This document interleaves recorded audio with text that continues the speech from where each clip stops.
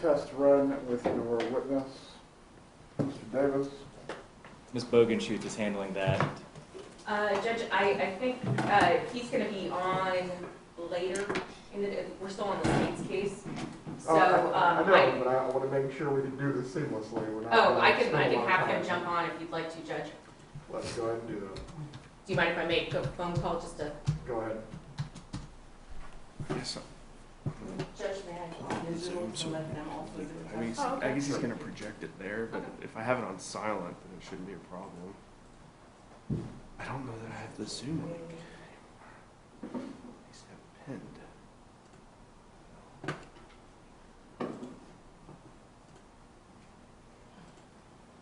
Katie, we're gonna do a test run of a Zoom witness.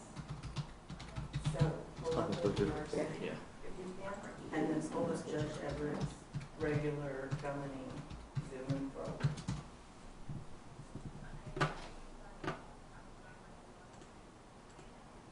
What aren't you on top of things? Right, and the witness is gonna probably call into the practice room. We call it for this afternoon, take a look at the report. I'm going to run to the restroom while she's in. Right. Yes, ma'am. Thank you.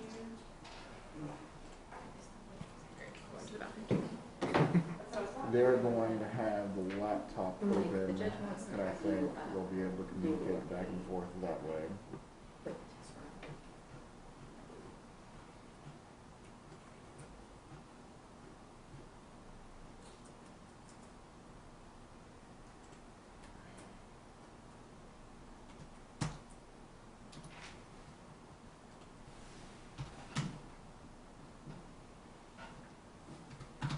Found it.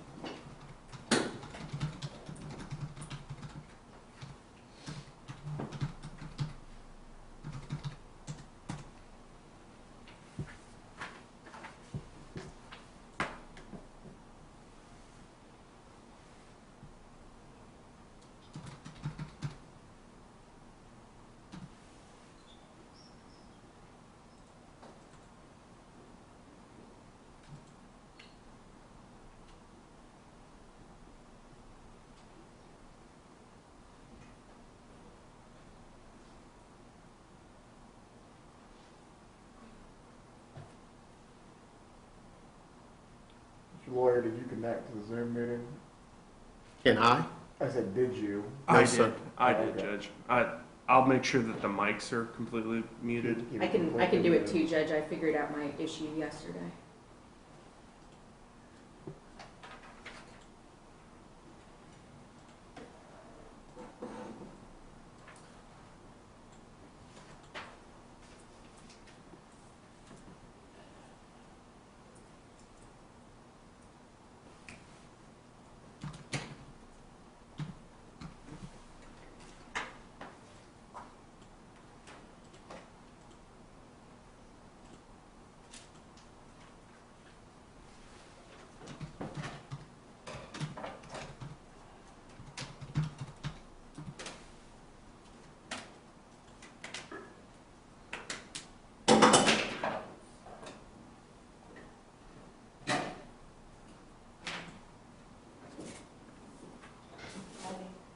Would you just send our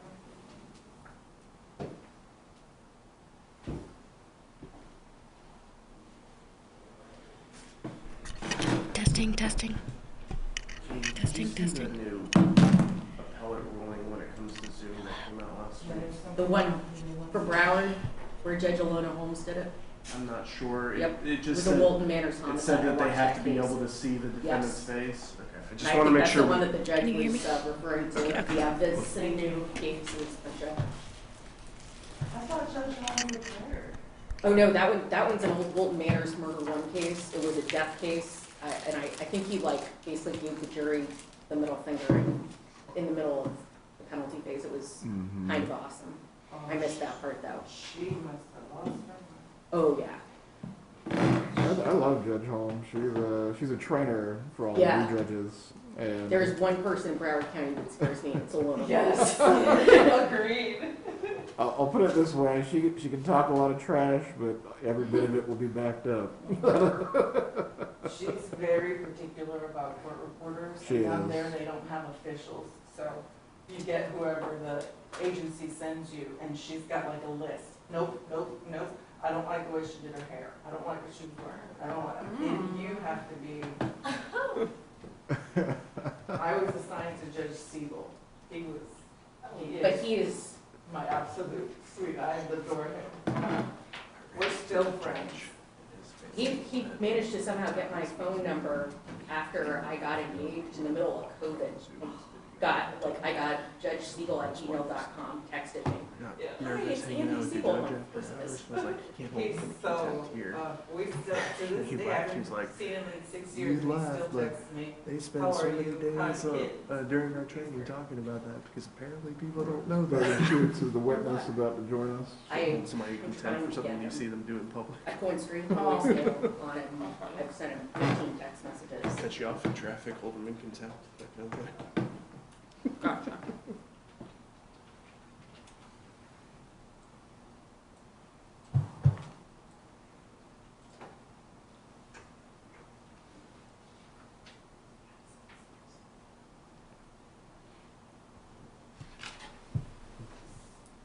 Mr. Janine, would you say something? Andrew Deneen. Judge, can I eat my granola bar? I feel like I ask Outside. every single time I'm in here. Take it outside. Okay. I don't see her Every moving, single that's time- contempt. Every Direct. single time we have court, I'm like, Judge, may I finish my granola bar? And he's like, yes. Like, why do you have to eat breakfast every time you go? Please don't get held in contempt. Jack's at Disney World. This would be the best time to get help.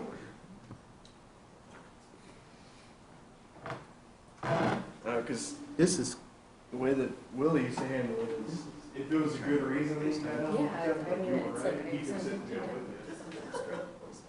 I just talked to him in my car. Do you actually want me to take it outside? Yes, okay.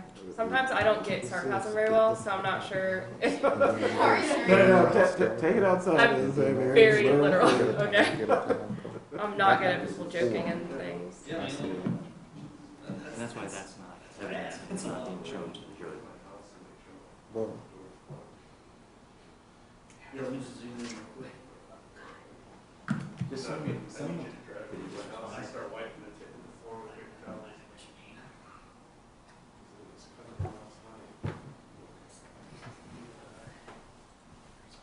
so they use as a basis for the offense. That's when it wasn't. Even with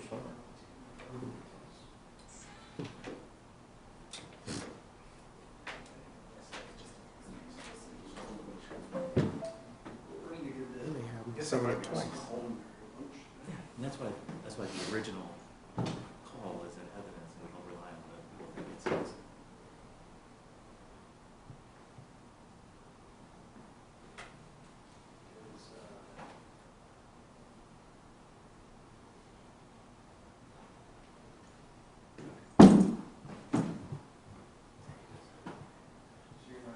Okay, he should be on in about a second, Judge. He was like frantically putting on his suit, thinking I was putting him on the stand when I told him it wouldn't be until. Poor guy. Yeah. It's like, no FaceTime. Because I was trying to like get something where I was popping up on his iPad. So, okay, that's one That's person the that makes natural me mad. reaction, all of a sudden, it's like, hey, jump on Zoom. Oh, no. 'Cause Right? that's my one person I picked up today. How many times have we seen people with like gym shorts on and their suit jackets over COVID? They've had a uniform. It's only 9 a.m., Katie. I'm sure you'll have more by I then. think I So, yeah, went like alphabetically, he might be. 90-something days without putting on long pants. Because we were able to do everything he is. Yeah. And at my office, I had a couple shirts, a couple jackets. So you gotta go on. Because my wife was working from home. And, you know, when I first started, she's the communications director for the bar. So she was extremely busy with all the orders, everything coming out. Everything got shut down. I'm just like, what are you doing? And she's like, you gotta go. Walking in the back in her background in your underwear. Mr. Knox, if you can turn on your video and audio, you just need to do a brief test before you actually testify.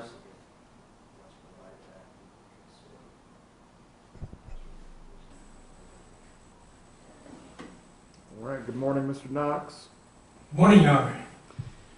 If you can tell me your full name and date of birth, we just want the court reporters that are listed under digital to be able to clearly hear you and get both sides of the conversation.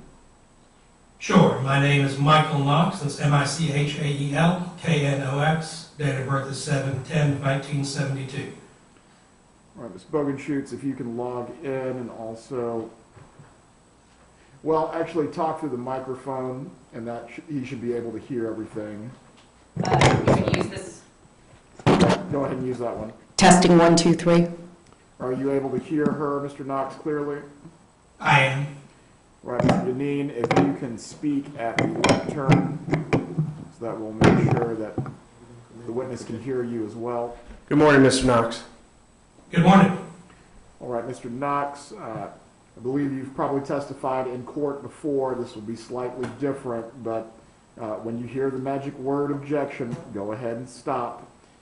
If need be, I don't want to have to mute you, but if you continue to talk while we're dealing with the objection or any other legal matter, I'm going to have to mute you. Do you understand? I do understand. All right, very good. And are we going to put him up here, Judge? I Or was do you not want me to have anticipating him to on do the screen so. so that the defendant can watch? He needs to be able to Right. watch, but I guess did you have another means of, I guess, allowing the jury to see this? Were you going to bring in a television, projector, or something else? I can connect it You can here. hook it up to that. All right, go ahead and hook it up right now. Okay. Judge, I'm writing this. Does it need to be on the? I mean, we're just, it does not really need to be on the record. We're just testing this before we get started. You gotta make sure, Yeah, I've right? got a HDMI over here. If you can go ahead and turn the lights down. Digital's picking it up perfect. Good.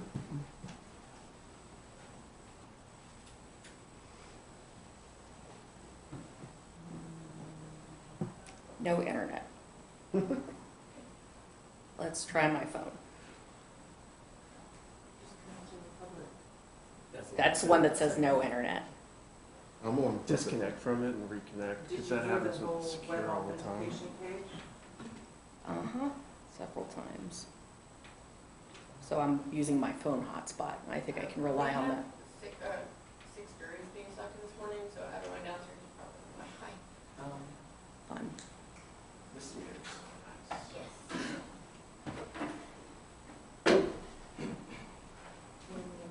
No, the source button is just.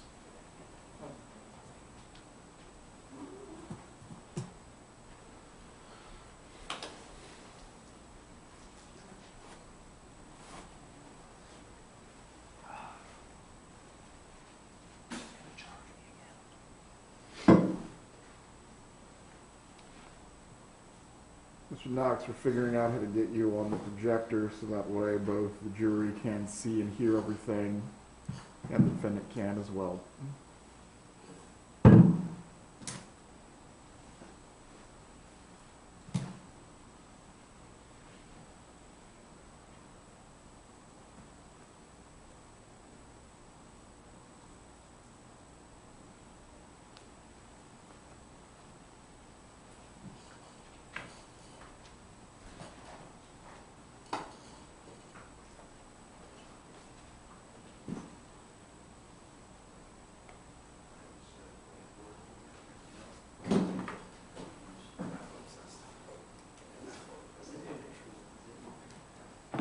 Well, they apparently, yes, they're, but it's not a game.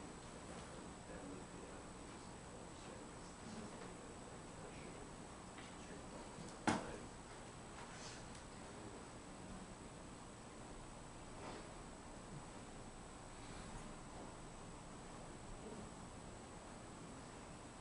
From mine, Joanne's Galaxy S21 5G. Oh, that worked immediately. Can I use your network security key? It's in settings.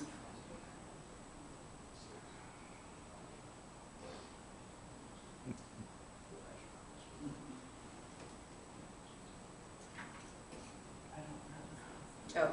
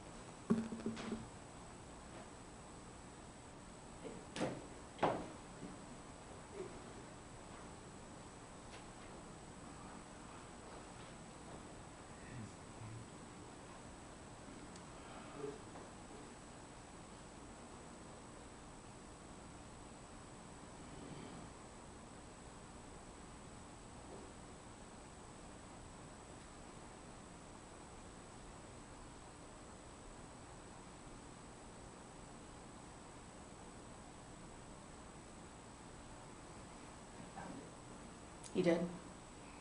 Okay. You know, this is the only reason I bought this really expensive phone. Okay. Charlie, Oscar, Alpha, Hotel, 545, asterisk.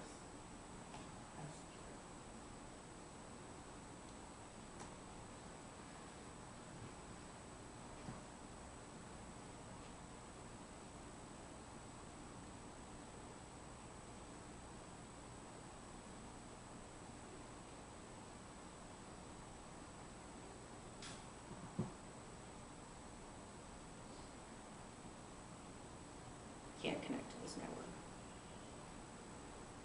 Case sensitive, uppercase, lowercase. Yeah, is it all uppercase, Joanna? It is not. Oh, it's all Yeah. lowercase? Lowercase, Yeah. It's all lowercase? yes. Okay, let me try that again.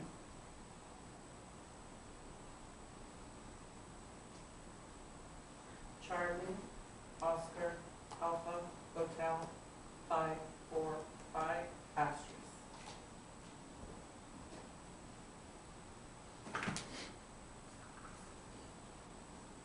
Thanks.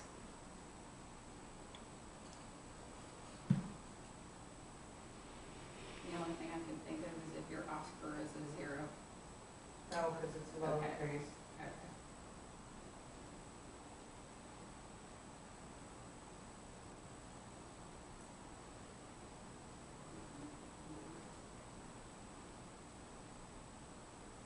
Says you're connected. Yep. Got it. Okay, now I'll try this.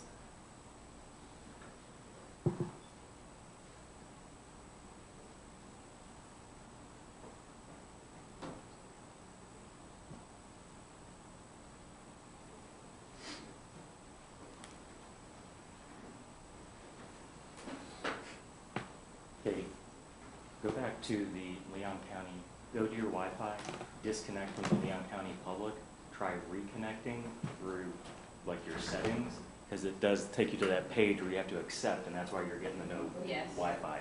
But I'm on Joanna's. Mm. There's no internet. It says no internet, Yeah, I bet you it's because we're in the. but I do have internet, so. yeah. Now it's connected. Let's try this again. You know, when I just connected on my phone to the Leon Public, at first it says no internet connection. I hit I accept the rules. Yeah, if you try to open I already did that. It's not letting me do it. I spent most of yesterday trying to connect, and I thought that I had just fixed it. Well, maybe, Judge, we can start the state's witnesses. I know, and then when the state rests, Shannon, can you run to the office, go upstairs to my office, there's the laptop sitting on my desk, grab that laptop and the cord, and bring it back over, please? Yeah. We'll get another laptop over here, and see if that'll... Ryan, All right, my Mr. laptop Knox, is actually connected to the the attorneys will laptop. be in touch with you about when But you it's actually need to been- sure. testify, and we'll try to have this worked out before you go on, all right? All right, thank you, Your Honor. Talk to you soon. Thank you. Sit right there at my desk, my two screens is a laptop, right there. Thank you. Yeah, it's, I don't know if there's like rolling outages, but it's not the best for screening For anything. or, yeah. All right, digital, I'm just going to leave the Felony C Zoom room up. I won't disconnect from it. Do we have anything else to address before we bring in the jurors? No, sir, not from the state. Let's go ahead and bring them in. Yeah, man. So much about Wordle. What is that? So, every day at midnight it resets. It's a 5-letter word game where you guess the first word and it tells you if you get any of the letters correct. So if you get a letter correct but it's in the wrong spot, it turns yellow. If you get a letter correct and it's in the right spot, it's green. And if it starts green, it means it's not the word. So you get 6 guesses to figure out the word. So it took me 6 guesses this time. And you figure them out. Figured them all out. Yeah.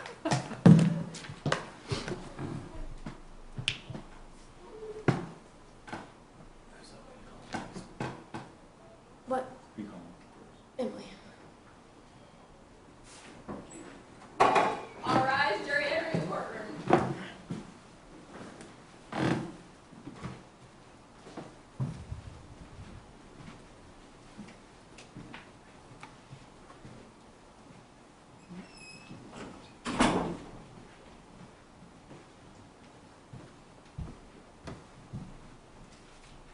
Everyone can be seated. Is the state ready to call its next witness? Yes, sir. The state would call Detective Emily Shaw.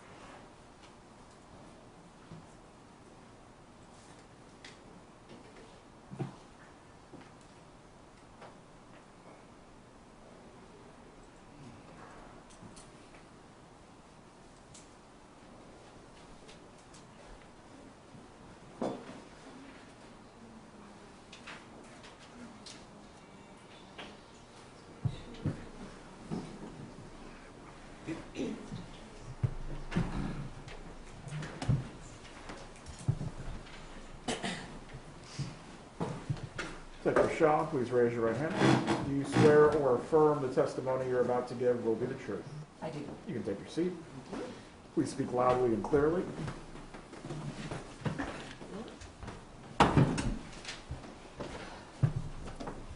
Hello, good morning. Good morning.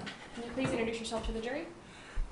My current name is Emily Brand. My maiden name is Emily Shaw, Leon County Sheriff's Office. And I keep calling you Emily Shaw, so I That's okay. apologize for that.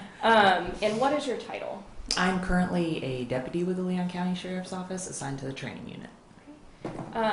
And how long have you worked with the Leon County Sheriff's Office? Approximately 12 years. Okay. In January of 2019, specifically January 3rd, what unit were you in? I was in the violent crimes unit. And then were you just a deputy in the violent crimes unit at that time? I was a detective. Okay. What kind of education and training do you have, I guess, to be in the violent crimes unit? What do you have to have? I went to homicide school, just a bunch of different training classes that we take just with the class, the unit itself. I was in the detective training officer program, so you get shadowed by another detective while you respond to violent crimes and that kind of thing. Do you have any training or anything on firearms or anything that I guess would be relevant in this case? Yes, I am currently a certified firearms instructor. All right. Were you working on January 3rd of 2019? I was. All right. And then were you dispatched to a scene at 8834 Sapphire Drive? I was. All right. And what I guess, was your duty that day? Start with I that. was the on-call detective, so I was responding to that scene to assist as the on-call detective for the violent crimes unit. And what did you do when you arrived? When I arrived, I made contact with the deputies on scene and another detective. There was a couple of supervisors as well. Made contact with them, got debriefed on what was happening at that time. Was someone by the name of Militia Lawyer on scene? Yes, Okay, and then did she give a statement on scene? she did. Was AJ on scene? No, he had been transported by EMS before I got there. Okay, so when Militia gave her statement to law enforcement, there was not family around, AJ was not around? Correct. Okay. All right, so you were briefed by other officers. Did you go into the house at all? I did. And I guess what did you do when you went in the house? We first secured a search warrant for the house, and then I went in and did a investigation of the scene itself inside the house. And what were some of your observations inside of the house? When I went inside the house, I saw trails of blood throughout the house. I saw a puddle of blood in the parents' bedroom, and what appeared to be teeth fragments on the floor, and some bit of drywall and bullet fragments on the floor.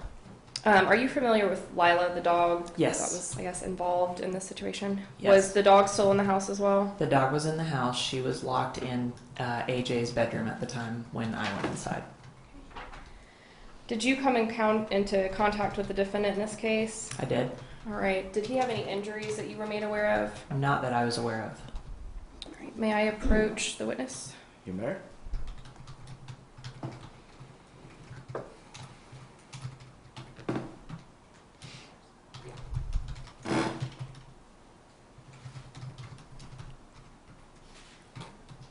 Handed the witness what's been pre-marked, Estates Exhibit 8A through 8E. If you could just look through those and let me know when you're done. Okay. All right. Do you recognize those photos? I do. Who is that in the picture? This is Andrew Lawyer Jr. Okay. And I guess second, Andrew Lawyer. The second, yes, Okay. I'm sorry. And is that the defendant that's here today? Yes. Are those photos a fair and accurate depiction of what he would have looked like on January 3rd of 2019? Yes. At this time, state would enter into evidence what's been pre-marked, Estates 8A through 8E. Any objection to states 8A through 8E? No objection. It will be admitted at this time. May I approach the witness? You may.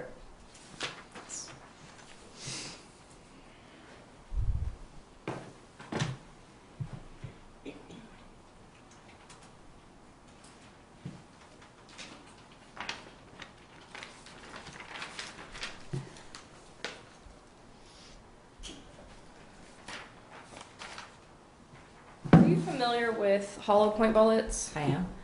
What's the difference between those, like what's the distinction between those bullets and another type of? So the two most common types of bullets are full metal jacket and hollow point. There's a third type, wad cutter. Those are less common. Excuse me. Hollow points are typically used to destroy a target rather than just simply pass through it. They are designed to expand upon impact, and they kind of star or flower out. The edges will splay out, so that will expand the actual size of the bullet upon impact. They also can break apart if they meet a hard surface such as bone or cement, rock, that kind of thing. Have you ever, I'm shifting gears now, I'm Sure. going to a different topic. Have you ever, I guess, been called out to escort somebody out of a house in Yes. your time as a police officer? Okay. And obviously, do you know the facts of this case? Yes. Okay. If LCSO, let's say AJ would not have been shot and paramedics would not have come to get him. If LCSO would have arrived on scene based on the request to have him removed, would he have been removed from the Objection. house? Please approach.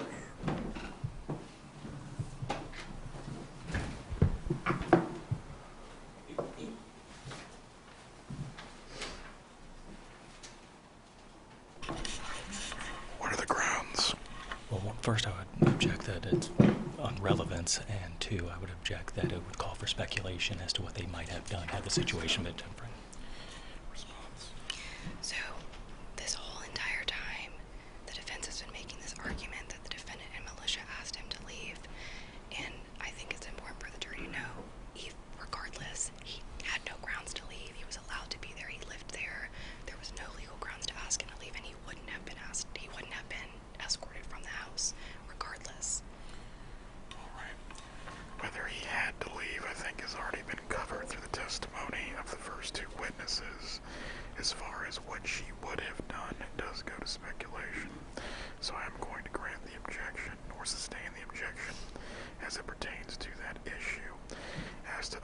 matters, though, that have already been covered on the 911 call and the testimony of the other witnesses. That is grounds for examination, Mr. Davis. Objection is sustained. As to speculation, you may continue with your examination. Thank you, Judge.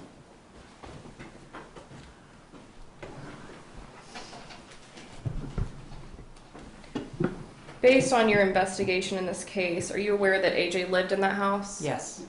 Okay. Can I have one moment, Judge? Take your time. I don't have any further questions for her. Thank you. Cross-exam. I could have just a moment.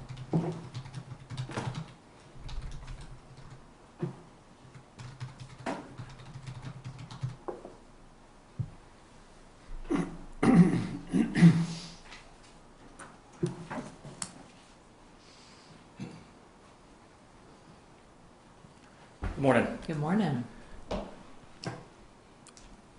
Just a couple of questions for you. Do you recall what time it was when you arrived on the scene? I can refer to my report. Do you have it in front of you? Yes. Okay.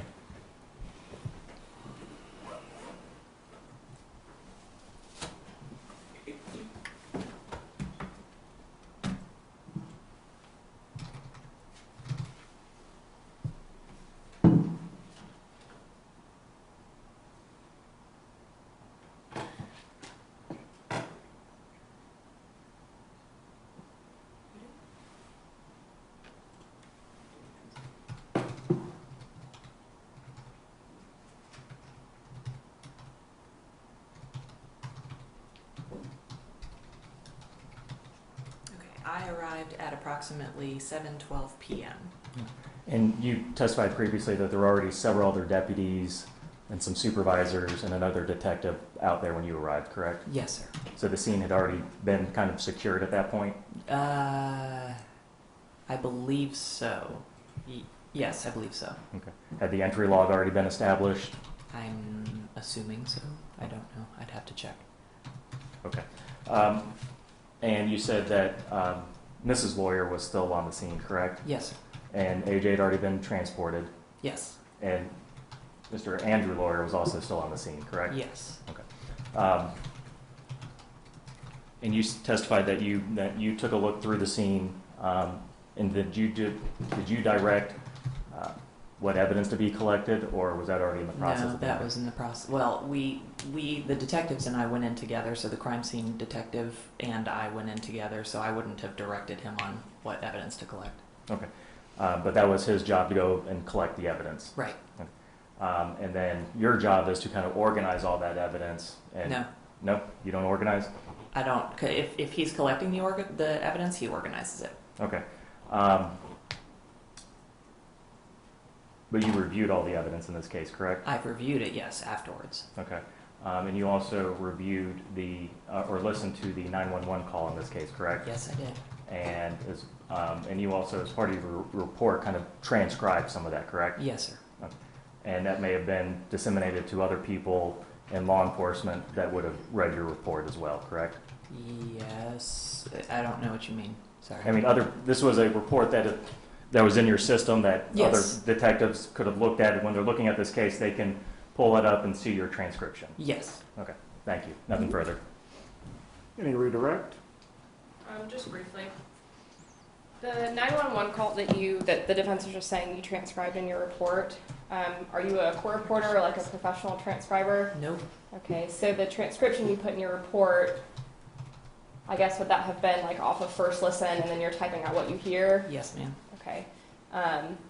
If someone else were to listen and hear more or hear a word differently, would that just be up to that person to decide? Yes, that's entirely possible. I don't have any further questions. Thank you. All right, will Deputy Brand be recalled, or is she free to leave? I would like to keep her under subpoena, but she is free to leave. All right, Deputy, you may step down. Thank you. You also need to bring coffee for two if you're going to show up at Starbucks. State, you may call your next witness. State would call Sean Yao.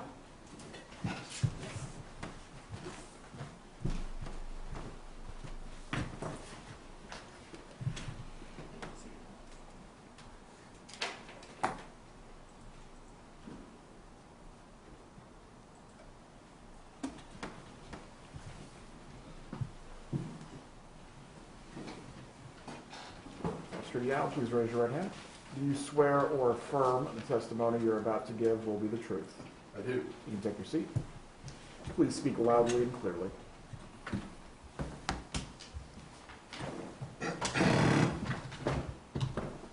Good morning. Good morning. How are you? I'm good. How are you? Good. Can you please introduce yourself to the jury? My name is Robert Sean Yao. My name is spelled S-H-A-W-N, and the last name is Y-A-O. And if you could, please tell us what your occupation is. I'm the current forensic supervisor at the Tallahassee Police Department. All right. And how long have you worked as a forensic supervisor at TPD? I started in November of 2013, so this makes it about a little over 8 years at this point. All right. And prior to that, did you work? Yes, prior to moving on to TPD and taking over the position there, I was employed at the Florida Department of Law Enforcement here at the Tallahassee Regional Operations Center in the crime scene section. When I left, I was the senior crime laboratory analyst in the crime scene section, as well as the technical leader for the state of Florida. And so I guess just tell us a few things that you did in those various roles. Working at FDLE, I first started as a crime laboratory analyst in the crime scene section in 1994. After working for 10 years as a responding analyst for FDLE in their service area for this particular region, I became a senior crime laboratory analyst and then the technical leader there. Prior to that, I had worked at FDLE as a data entry person as well as a fingerprint analyst. All right. And then what about education? I have a Bachelor of Science degree in microbiology from Auburn University. I have a Bachelor's of Science degree in criminology from Florida State University, and I have a Master's in Criminal Justice Administration from Columbia Southern University. And I'll get into specifics, but I assume you have been trained in a variety of different topics. Yes, I have. Is one of those topics blood spatter analysis or blood spatter interpretation? Yes. And are those two things different? They're part of the same thing. Analysis is the examination of bloodstain patterns found at the scene in order to determine a point of origin, utilizing mathematical computation as well as bloodstain pattern interpretations of how the blood came to be there. It allows an analyst to review bloodstain patterns that are found at the scene and come up with where in a three-dimensional space the blood would have originated from to be deposited on the target surface on which it's found. Interpretation is the recognition of the types of bloodstain patterns that are there, the type of force involved to cause those bloodstain patterns, where they would have originated from, positioning of the victims and suspects, and the type of force necessary to create them in order to figure out other things that are occurring within the scene. It doesn't determine the actual point of origin, but it does allow the interpreter to determine sort of how they came to be, why they're there, and what type of patterns they are. Have you testified to your opinion in bloodstain pattern interpretation before? Yes, I have. And how many times? 10 to 20 times. Was some of those times here in Leon County? Yes. And then just other various counties throughout Florida or throughout the United States? I've testified in several various jurisdictions in Florida due to the fact that I covered a 13-county area in the Big Bend for FDLE. The 2nd Circuit, 3rd Circuit, 5th Circuit, 9th Circuit, 13th, 14th, and 16th, as well as testified as an expert in crime scene analysis for the Northern Federal Jurisdiction courts, as well as the Southern Federal Jurisdiction courts. And that was going to be my next question, is have you testified about crime scene analysis, and do you have training on that? Yes, I do. And how many times have you testified to your opinion in crime scene analysis? Hundreds. At this time, I would tender the witness. The defense wish to do any voir dire with the witness. No, Your Honor. Is there any further challenge to the witness's qualifications? Not his qualifications. The witness at this time will be permitted to give an opinion as to crime scene analysis or blood stain pattern analysis. You may proceed. Thank you, Judge. All right, so you mentioned it earlier when you were going through some of the things that you were trained on with blood stain pattern interpretation, and it was that you learned about the force involved to cause that type of pattern. Can you talk to us a little bit about that and what that means? It requires force in order to cause blood to be projected away from a bleeding surface. I mean, you can have drip blood, whereas you have a cut and it just drips off whatever surface. Once it reaches a certain amount of surface tension and the blood droplet gets big enough, it just drops off. But for bloodstain pattern analysis and interpretation, we're looking at most of the time is impacted patterns, or patterns that are created by force. So we have low velocity. Low velocity is usually something where I strike you with a fist, or I sling something off. They're fairly large droplets. You have something like medium velocity. Medium velocity is I hit you with a 2x4 or a baseball bat, or I hit a pool of blood with that amount of force. It causes the blood droplets to travel farther, but they're also smaller. And then you have high velocity impact spatter, which we really only see with gunshot wounds. Because the force impacted into the victim, it causes the blood to almost become very small, minute particles that only travel a very short distance, but they're traveling very fast. So you have those various different types of velocities involved with the actions that create those bloodstain patterns. Got it. Thank you. I was writing down some of what you were saying. All right. Do you render opinions about self-defense? No, I do not. So in this case, what were you asked to do? I was asked to review the photographs of this particular case, as well as the reports and witness statements and other case supporting documents, to see if the statements that were made, or witness statements and subject statements, were supported by the physical evidence that was present, or that I could see, or that was collected by the investigating agency. Why is it important to review those documents and listen to a 911 call and look at transcripts and that kind of thing before you come to an opinion, if you can? Analysis is the examination of something to figure out what parts go with it, what they mean, how they are connected to one another. In a crime scene analysis, what you're looking at are the various different types of physical evidence accompanying various different statements by witnesses and subjects, as well as officers and their findings, to try to figure out whether or not the evidence supports the statements and the interpretations made by investigators, or what they think happened. It's necessary to look at all of the various different parts of it to see if anything supports it, to try to find a logical or reasonable reason for those types of physical evidence to be there, whether it supports a witness's statements or refutes it, whether there's something that you're missing or some things you need to look at closer in order to either prove or disprove something. Are there ever times, and this is just in general, that you've looked at a bunch of evidence, physical evidence, and you've not been able to come to an ultimate conclusion or an opinion about what you're looking at? Usually that occurs when there's insufficient information, the evidence is not present, or that there's just not enough there to come to any good conclusion. There's too many variables or too many possibilities that could have occurred to create the same physical evidence that's there. And so if, I guess in that situation, you have various physical evidence and you're not able to pinpoint exactly like where somebody was standing, or how they had their arm raised at a certain time, in that situation, if we had testimony, so people that were actually there, would, I guess, people that want to know need to rely on that testimony at that point? I believe so. It's what we call direct evidence, or what somebody actually visibly witnessed, versus circumstantial evidence like forensic evidence, where we're not there, but we're interpreting it based upon its appearance and how it connects to the rest of the case. All right, and then, this might seem dumb, but I'm going to ask just for record purposes, were you present when this crime was committed? No, I was not. And so the opinion that you're rendering is based on the documents that you just told us about? That's correct. Okay. So were you able to reach an opinion about certain things in this case? There were certain amounts of physical evidence present that I could corroborate certain statements and come to a conclusion about certain positions of the victim, as well as approximate distances away that the firearm would have been fired from, which is supported by the physical evidence that's there. All right, so, and however it's easiest for you to organize it as you're speaking, but I want to go through the opinions that you reached. So if you could just start with the first one, and then we'll kind of go through from there. In looking at the victim and looking at the photographs that were taken of the victim of the gunshot wound, the first thing I noticed was that there was an injury to the right side of the lower jaw. I was able to look and determine that it was a downward angle slightly right to left as it impacted into the jaw.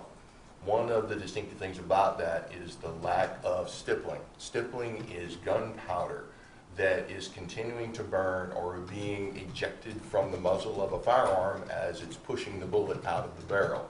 In close proximity, within, to the target surface, you'll get stippling patterns or abrasions or impacts of that gunpowder, which leaves behind marks. In this particular case, there wasn't any. So the wound is a gunshot wound, but the distance of the muzzle of the firearm to the victim had to be greater than 2 to 3 feet, more than likely greater than 3 feet because of the lack of stippling that's visible.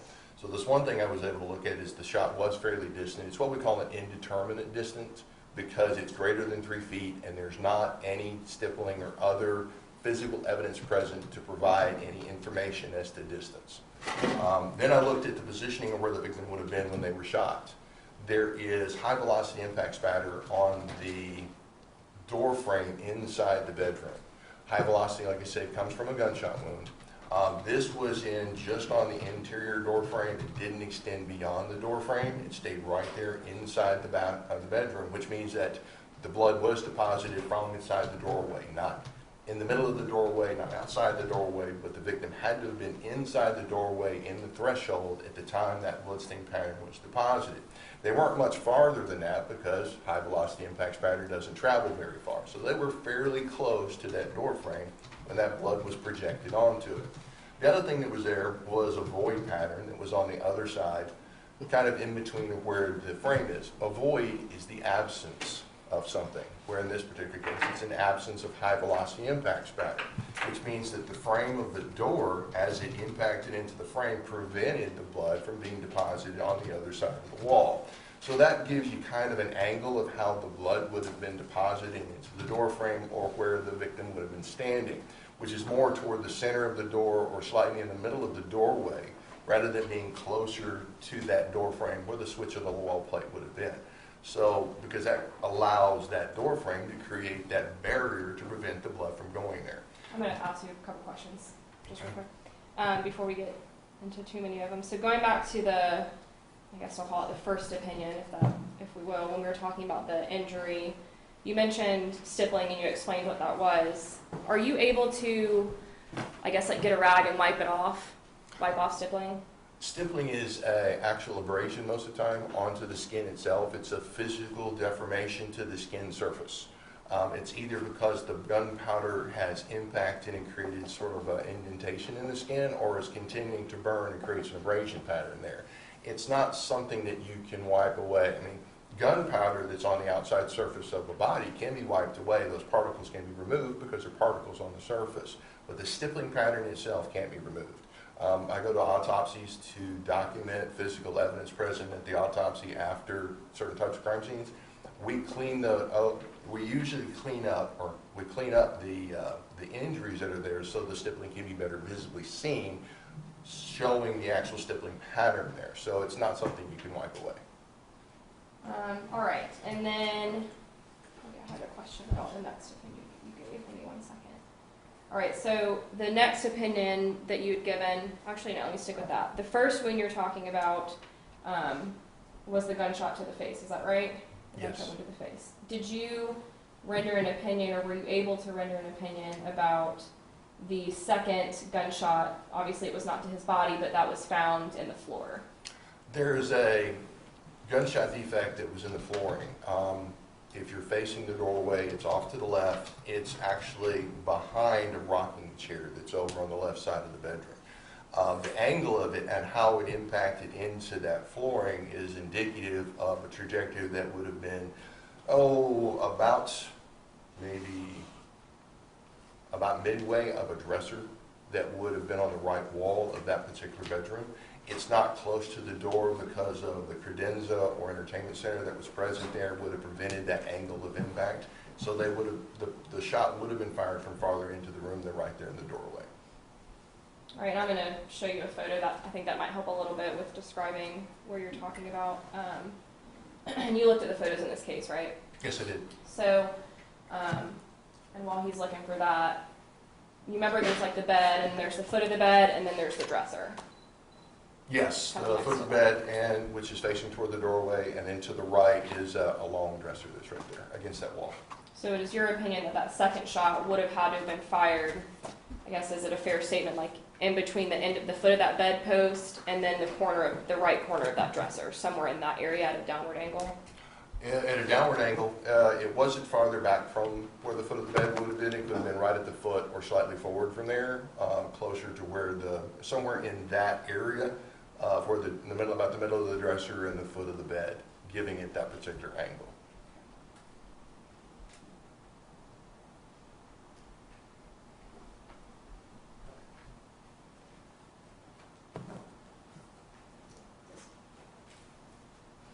All right, may I, oh, I guess I'll put it on.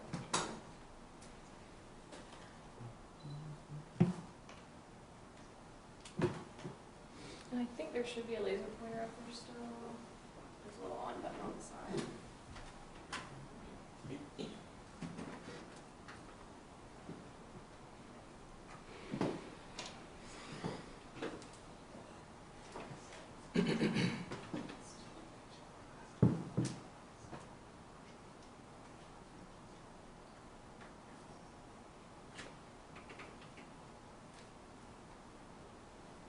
Looks like you're out of focus still. How do I get it to focus? Oh, there we go. And for the record, I'm showing the witness states 2LL.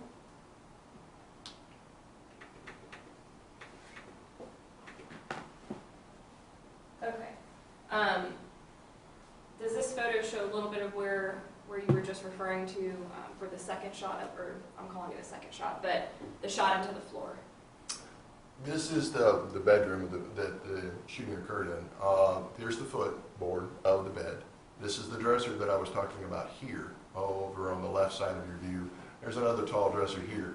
The actual gunshot that struck into the ground was over on the other side of this entertainment center credenza. The shooting, based upon the angle, would have been somewhere in this area, or the shot would have originated from somewhere in this area.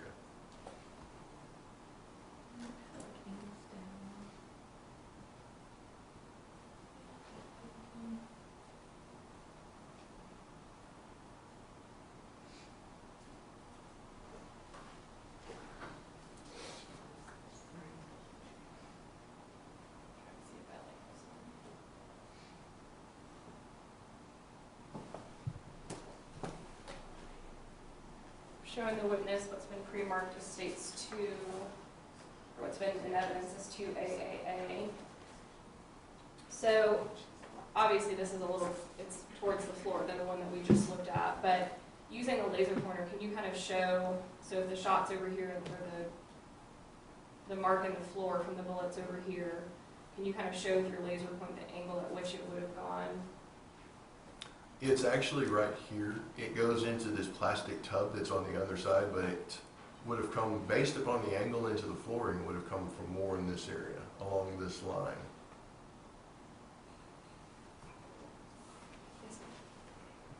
Yeah, but I will next time I use it.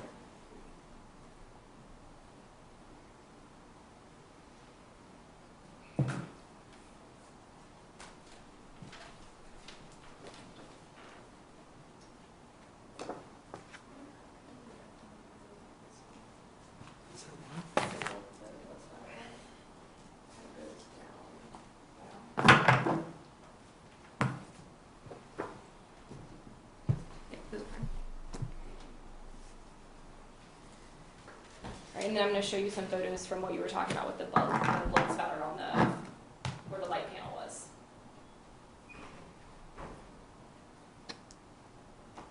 Alright, so I'm going to show the witness starting with states 2SS as in Sam. Alright, so just looking at this photo, I mean, I know you've already described to us the different types of velocity and the blood spatter and how you believe it got there and where the victim would have been positioned, but looking at the photo, if you could use a laser pointer and just point to, what we're looking at and describe some of the blood. kind of difficult to see, but the speckling pattern that you see on the door frame here as well as on the wall, that's high velocity impact spatter. They're very small, minute droplets of blood that would have originated from the gunshot wound and then traveled and hit the wall and the door frame here. And it travels from about the top of the plate here, where you've got some larger particles, all the way up to the top of the field of view here in the photograph. And the void, Oh, sorry. the void pattern can be seen slightly here to where this frame prevented the blood from being deposited on the wall directly adjacent to it. And it's your opinion based on the high velocity blood spatter that the victim, that AJ, would have been standing right in front of that threshold, or a step or two in front of that threshold? They would based upon his injury and the bloodstain patterns, he would have been standing with his head in this particular area, probably just at the threshold or slightly inside. And then showing the witness states 2VV, and this one I'm going to zoom in a little bit so we can, I can hand it to you too if you need me to. But. All right, so here we see this, and then these obviously bigger droplets. Can you kind of explain what that is? These are also blood droplets caused by projection. They're not high velocity because they're not directly coming off from the gunshot wound. These are probably droplets from the damage done to the tissue to where it's projecting outward away from the jawline to where they're larger, or in movement of the body or movement of the person's face as they're moving it back and forth and moving after the shot was fired, where they're cast off from the person's face or the bleeding portion and then deposited on the wall.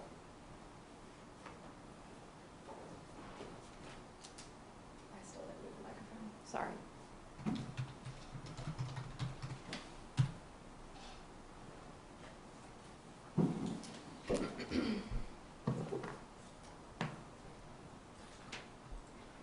All right, and based off of the high velocity blood spatter that you just talked to us about, would AJ, I'm going to use his name instead of calling him the victim over and over again, but would AJ have been very far into that room with the way that we have the high velocity blood spatter on the wall there?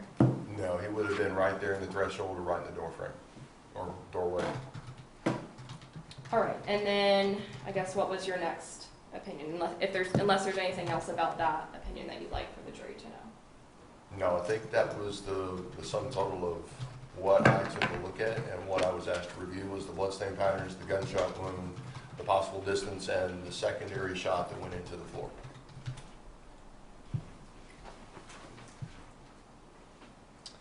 Would there be any way for you, or I guess anybody, to determine the sequence of the shots outside of having been there? Not in this particular case.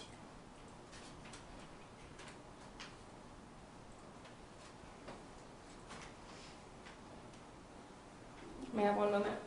Take your time.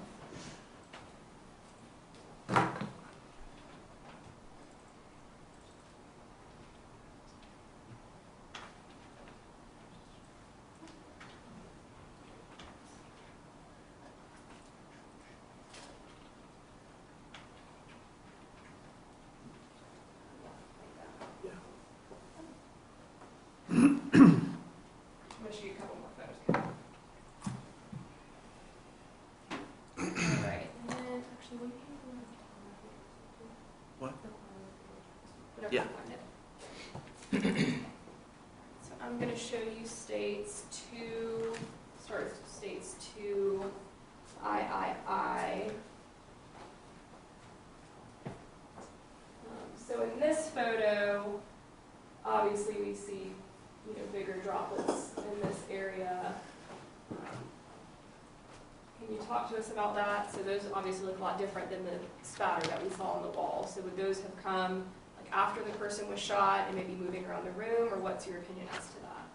This is consistent with statements made where the victim fell onto the ground here and then stood up and then walked toward this dresser that's in the back. These are drops of blood as they're dropping from the injury or being dropped off of something that's blood soaked. whether he's holding his hand to his mouth or it's coming off of his actual mouth and face itself. And they're impacting into the post here and then dripping down. You can also see other supporting examples of this, these larger droplets here, and it's just like somebody walking that is bleeding and the blood is dripping off of those bleeding injuries. I already showed you this one, but I'm going to put it back up. It states 2AAA. And this one that we looked at, this kind of pooling of blood, would that be consistent with somebody, I guess, being there for a period of time?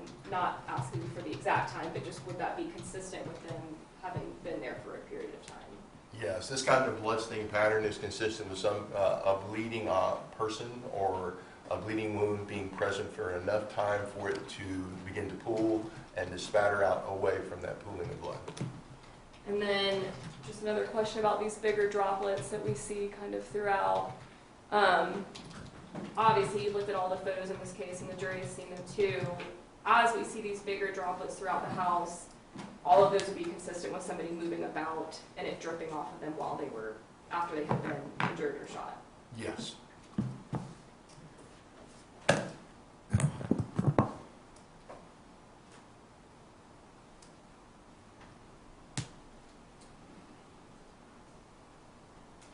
I don't think I have any further questions for right now. Thank you. Cross-exam.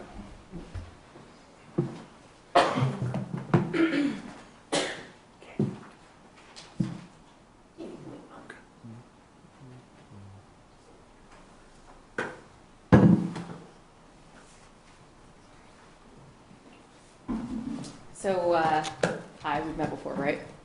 How are you today? Good, you? Doing good.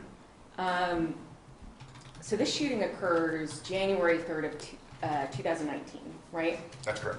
Okay. You weren't there, I was not there, no. and you didn't go to the scene afterward. That is correct.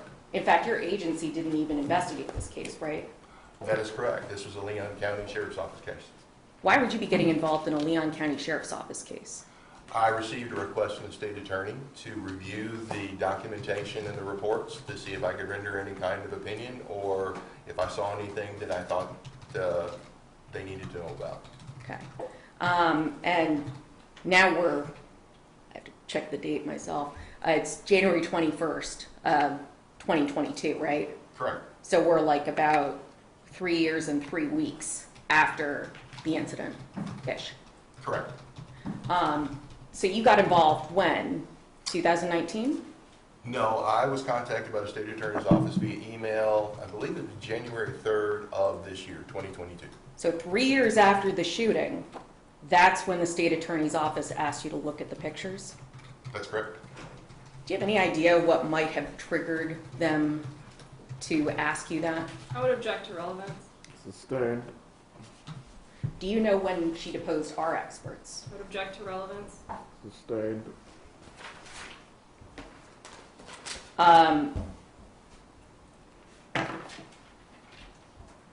Can you tell the jury what the 21-foot rule is?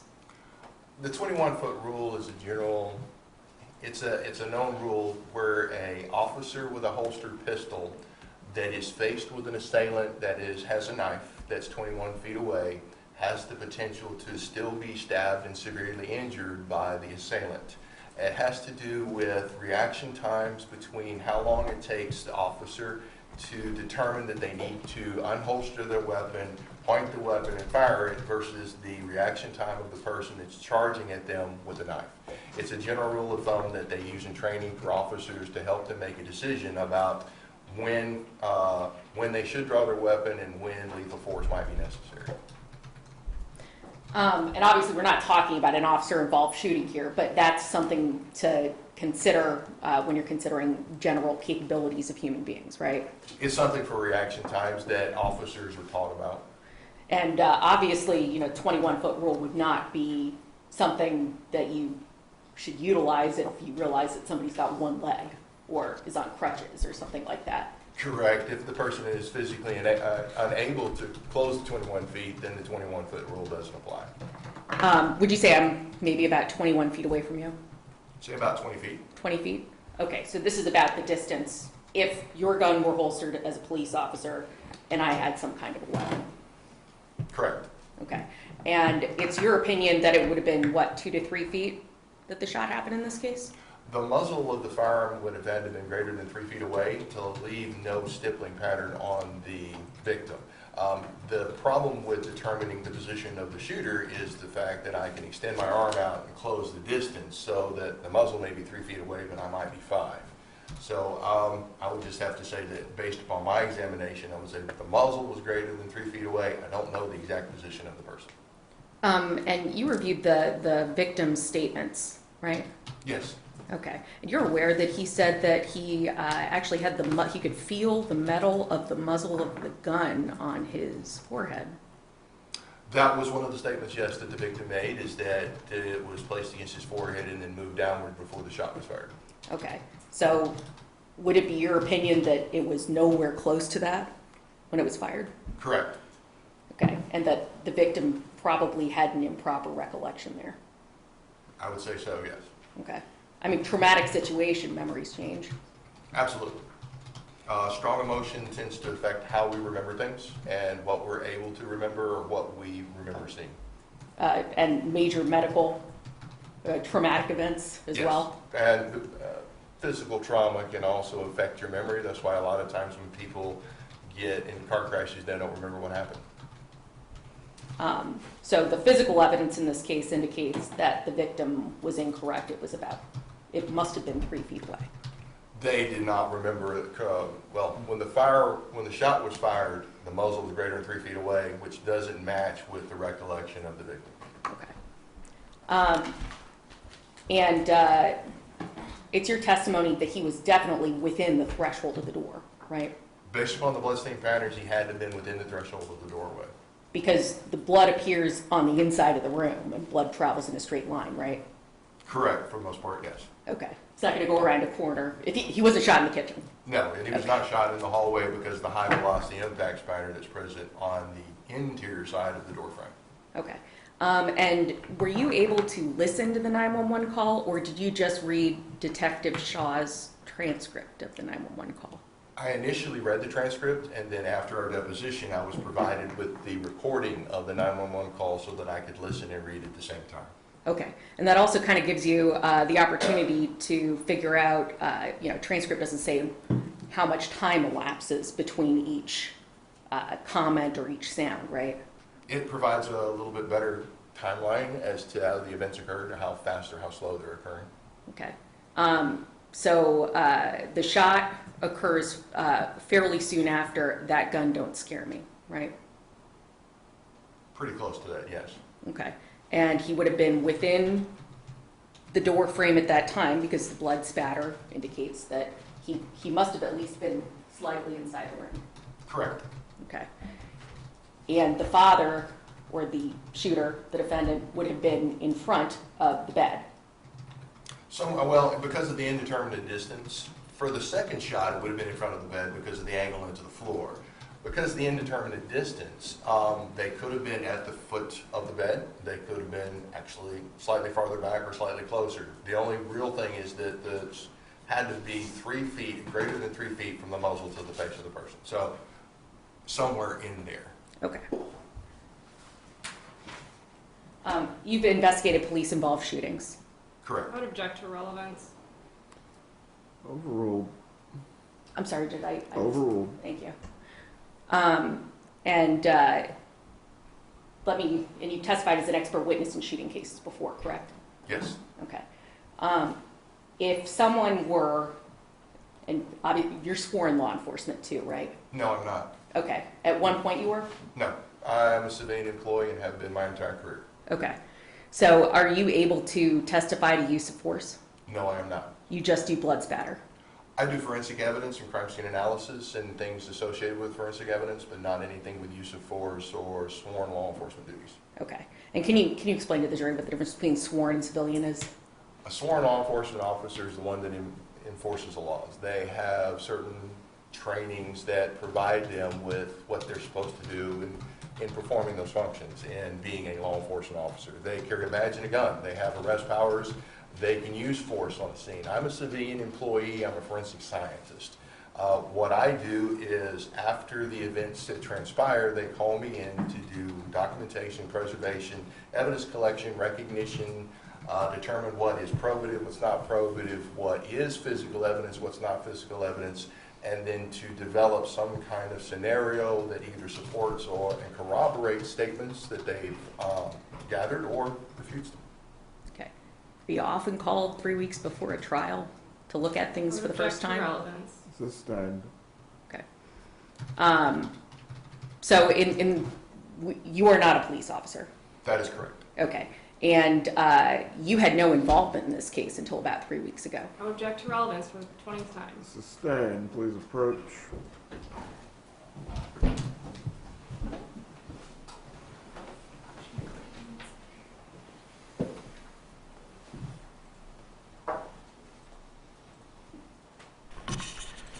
Spoken shoots multiple times. The objection has been sustained about when this individual got involved.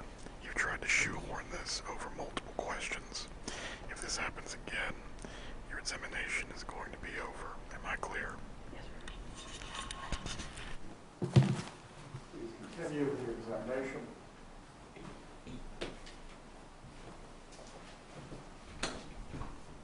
When we're talking about your examination of blood spatter, do you oftentimes create your own experiments? I have. Can you explain that to us? What, in the examination of bloodstained patterns and in looking at interpretation, in order to recognize or to try to replicate the same type of patterns, you will try to create the same conditions. I've done studies to show how different angles of droplets will affect the overall appearance of a bloodstained droplet, so that a 90-degree drop looks different than a 10-degree drop. It also helps to set up the capability of practicing how to measure them to determine the angles of impact, so that you can create these blood droplets and then measure them appropriately and then calculate what the angle of impact would be to see if what you're doing is correct and the actual experiment works like it's supposed to.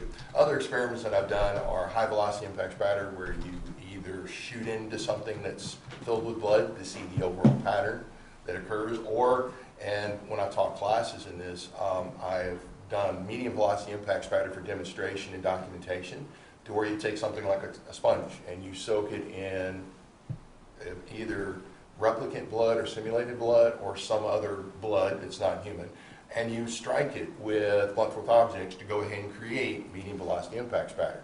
And then that is then documented and then measured, and we look for directionality and basically demonstrating or trying to show that what was seen in the photographs or seen on scene, we could replicate in a more controlled environment, so that we're on the right track, or that what we're seeing at the scene is the same thing as what we're creating the experiment for. And you didn't do any of that for this case, right? Not in this case, no. Okay. That's all I have. Redirect.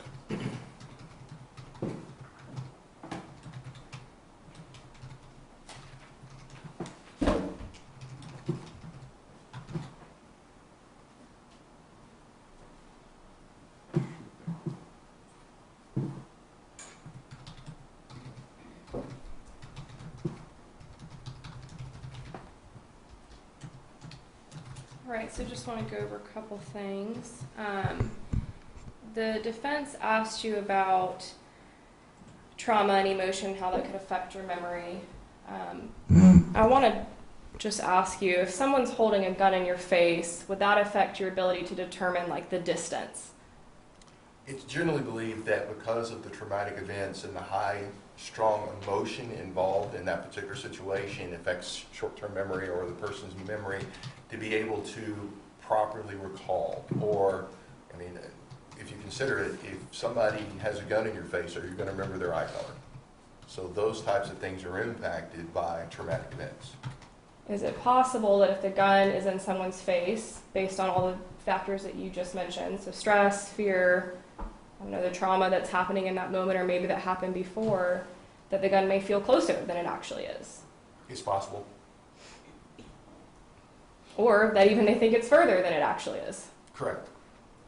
It's just going to depend on the person, right? Is that fair? Yes, it's an individual thing. I mean, some people deal with trauma better than others. I mean, even officers that are trained to deal with traumatic events also have difficulty recalling exact things that occur even in officer-involved shootings. And ultimately, what we know in this case is that AJ was shot in the face. Correct. Okay.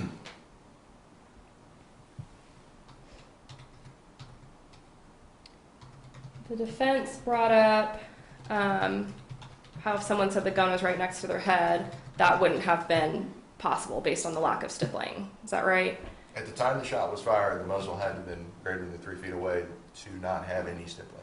If that was up against his head before that, I couldn't tell you. It's just that I know that when he was struck with a projectile, the muzzle of the weapon was greater than 3 feet away. And that was going to be my question. So if the gun had been held to his head prior to that, or close to his face, or close to his head, you wouldn't be able to testify about that because you weren't there, right? That's correct.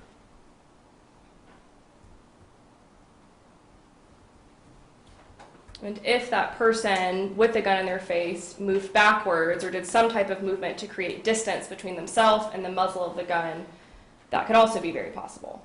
Yes, it would impact the overall stippling patterns and the type of injuries, etc. Physical evidence is present.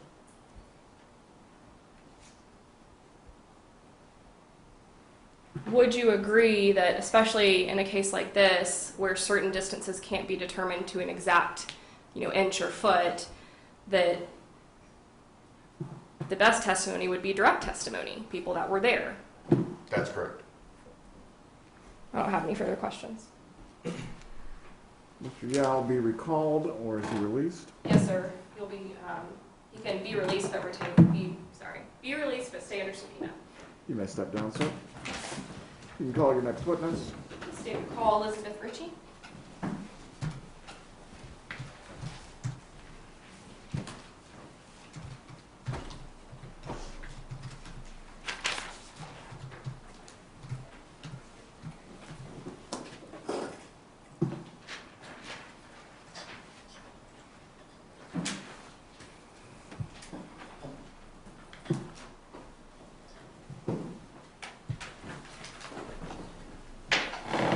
Would you please raise your right hand? Do you swear or affirm the testimony you're about to give will be the truth? I do. You can take your seat. You may testify with your mask on or off, but please speak loudly and clearly. Yes, sir.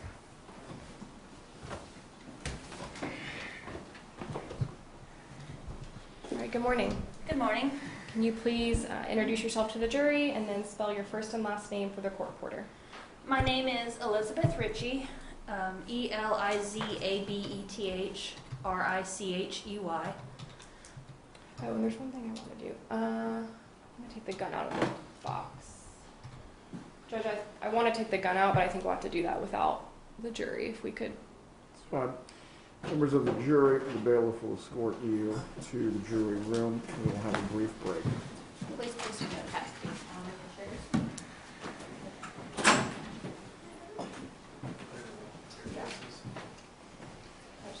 Everyone who's going to touch the weapon needs to glove up. I'm sorry, Judge. Everyone who's going to touch the weapon needs to glove up. Oh, yes, sir. I was just going to have the bailiff do it Okay. and put it in the rear bin. Everyone can be seated. Oh, also, as one brief side matter as well, I meant to address this yesterday, but I forgot to do so. Juror Bonasort indicated that she knew Mr. Jansen. I don't think this really has any bearing on the trial, the fact that she knows him, but does anyone wish to be heard concerning that? Not me, no, sir. Very good. I don't need to be heard on it. I'm sure Mr. Jansen knows a lot of people, but again, this is something she brought to the attention of the bailiff, so. Yes, sir. All right, go ahead. And Judge, one thing I wanted to, and this may not come up at all in closings, but I just want to make sure it doesn't continue to come up. So yesterday, during the deposition or the testimony of Deputy Clark Cannon, I don't know if Your Honor noticed, but I kept going over to the defense counsel's table in the middle of this testimony, and the reason I was doing that is because of the statement that I was eliciting. The defense and I had spoken about that the day prior, and he wanted some time to think about it, no problem. So that's why I kept checking to make sure that we were not going to have an issue with that. And so I just want it to be on the record that I did speak with defense counsel. I did see them speak to their client before I elicited that statement. And I bring this up because on cross, one of the questions was, did you Mirandize him? And my immediate thought was, okay, well, no motion to suppress was filed, and we just talked about the fact that there was no issue with this coming in. And so I don't want it to come up on a 3850. Mr. Davis did speak with me, and I saw him speak with his client. So I just want that to be clear. And I don't want it to come up in closings that he wasn't Mirandized or anything like that. Judge, I can tell Go you, ahead, Mr. yes, Davis. I heard the state's objection. I heard your ruling on the objection. I will not mention that during closing statements.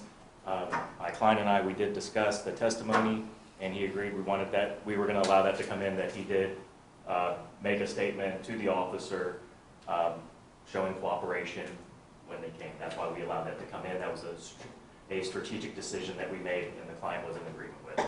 Very good. But yes, I heard the objection. No, I won't mention anything about the Miranda during closing. There's no need to address this any further, then. Can we put the gun in? I don't know what to do about the jury, so I don't. And then Elizabeth, if you want to come down just so that way you can see the box and testify that you saw her do that. And I wanted y'all to see it too, so that way. You never know, so I always just let everybody see what's going on. So, you can come over here. I've done too many 3850s, and it's always like something. That was why this is. If you folks want anything you say on the record, you need to be really loud. Oh, no, over there.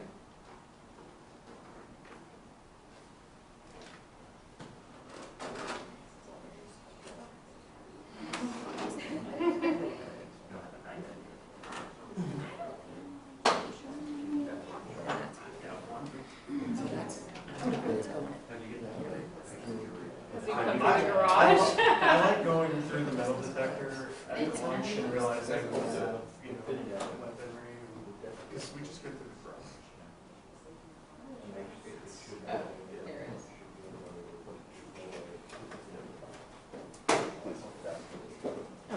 So you want it in the, you doing the Yes, box? in the box.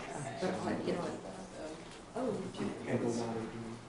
Judge, do you mind if the defendant goes to use the restroom while we're doing this? Go ahead. Thanks.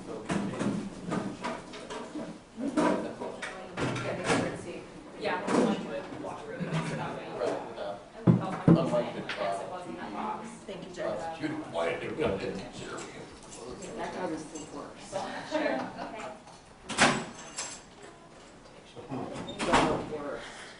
He also dressed like a 1920s too, which was not. Yeah, then he just stuff in his hair and stand up laughing. You don't watch Game of Thrones, but Yes. he reminded me of Littlefinger. Do you have a preference to which Yeah, way he's it's? lovely. I don't. Do you have a preference Do you when you're have- talking about it? Have a preference how you want it? I guess down so that the cylinder is up, so that it's That's- not okay. moving around as much. That's what I was thinking. Those are my best preferences. Do you think those need to go in? I guess we can, well, if that's gonna interfere with your ability to like answer that, I guess it will, it's a little awkward. Don't really have a preference, but I don't have any issues whether we can just leave it out. Okay. Make sure it's I'm just waiting for him to get over this.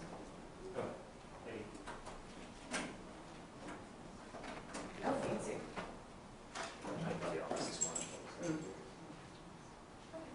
No, we're going with this. Sure.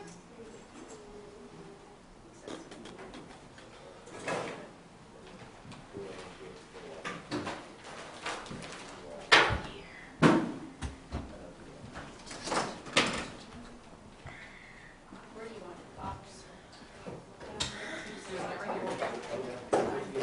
Are you gonna label the clear box? No, it's, the box stays out here and then when we're done. These ones are. So you're gonna label that? Cylinder. It's already labeled. Okay. Empty on it. There's no ammo in the box, so it's locked, so you can't. We're so sick. But it will stay with me. Oh, I see it, never mind. Yeah, and then if I step out of here, then Camilla will come over. Now, you have that key to that lock. It's, The key to, you're talking about the door? The door. Yeah, I know you have the key. Yeah. If need be, you can just lock it up. Yeah. Yeah. So. But yeah, when I leave, I can just stand here. Does anyone else need to use the restroom before we bring the jurors back? Okay, go ahead. You need to step down just right here, use the restroom or anything. Before I get going. Okay. But thank you. That's what she said.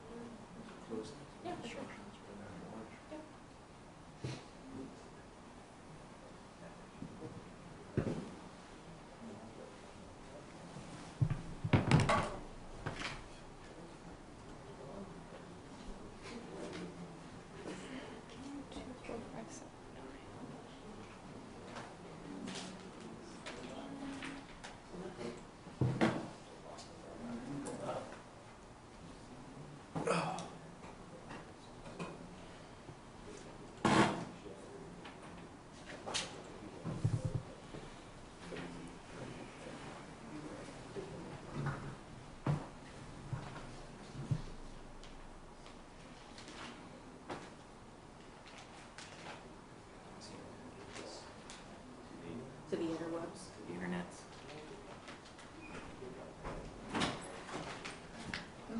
Yeah.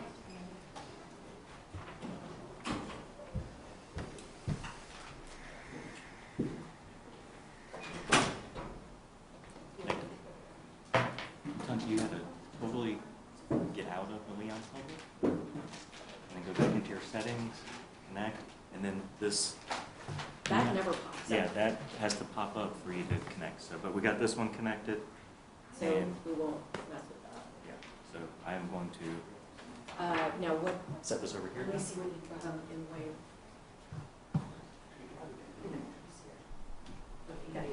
Yep.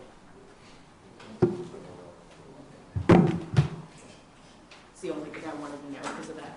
All right, so we have another laptop now that got connected.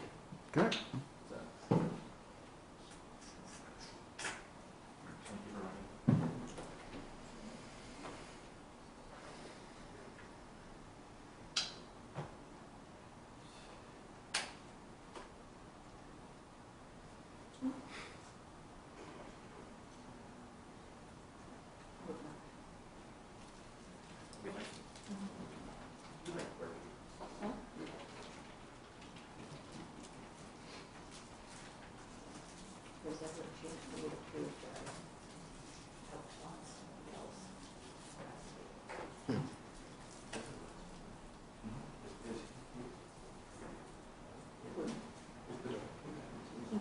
He's sitting out there. That's all. Oh, he's out there?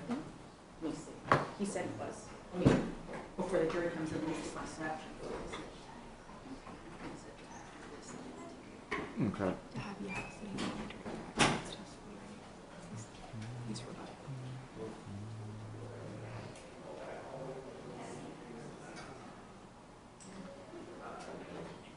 I would ask for it. Oh, I just think I'm pretty sure it's what Bevel did in quick. Yeah.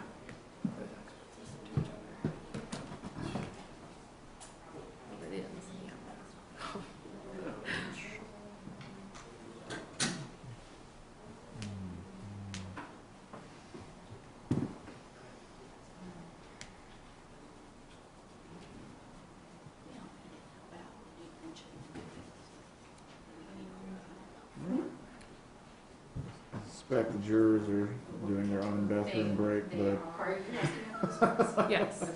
Yeah. So then we're gonna have her in the back do motions. when they're finished, we can bring them in. I'm gonna go check on. Mhm.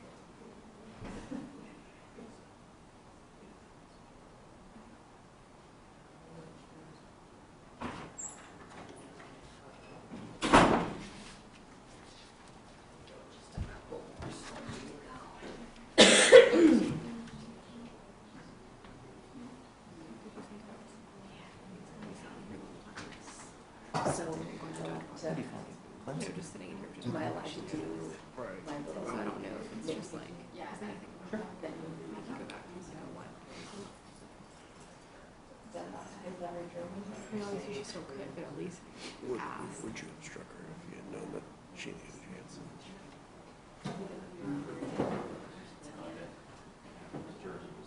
It's even this court. One at a time. I saw you with your moisturizer the other day. She a juror or an alternate? I don't remember the order. Got it Whatever it today. is, they've got a humidifier. I mean, right now it's warm. Everybody else might be cold, but Yeah, no, it's fine. it's not warm, but it's.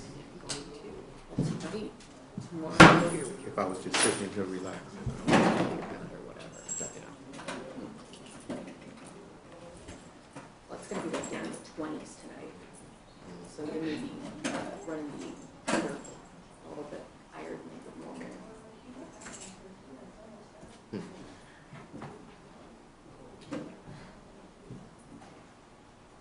Last time I got this cold, I tried to take my dog out. She was like, I think I can walk forever. Oh, okay.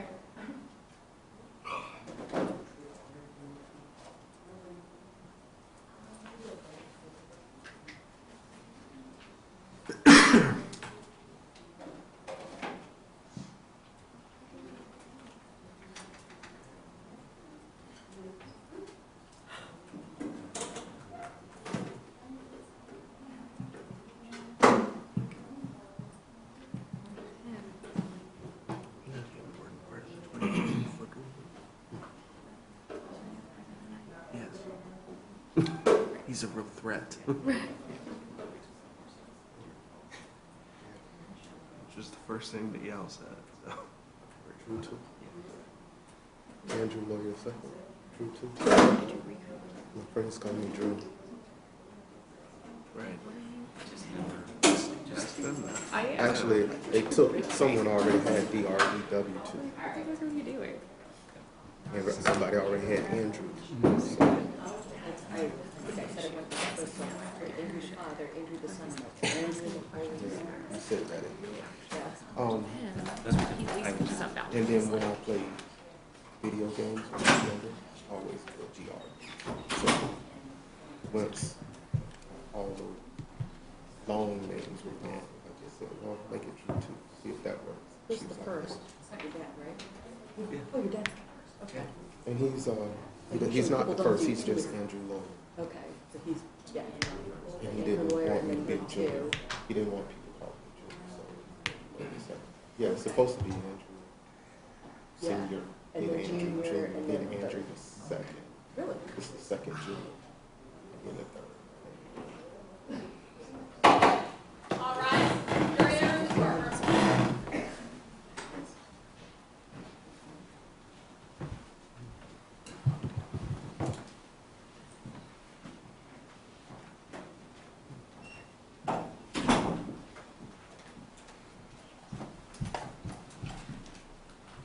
Everyone can be seated. State, you may continue with your examination. All right, so I think we were still at the very beginning. I don't remember what last question was I asked, but so you work for FDLE, and what is your title? I am a crime laboratory analyst in the firearms section. All right, and how long have you been employed by FDLE? I've been employed by FDLE since 2007. However, I've worked for the firearms section since 2009. I started as a forensic technologist, and I promoted to my current position as an analyst in 2012. What are some of the things that you do as a crime lab analyst in the firearms section?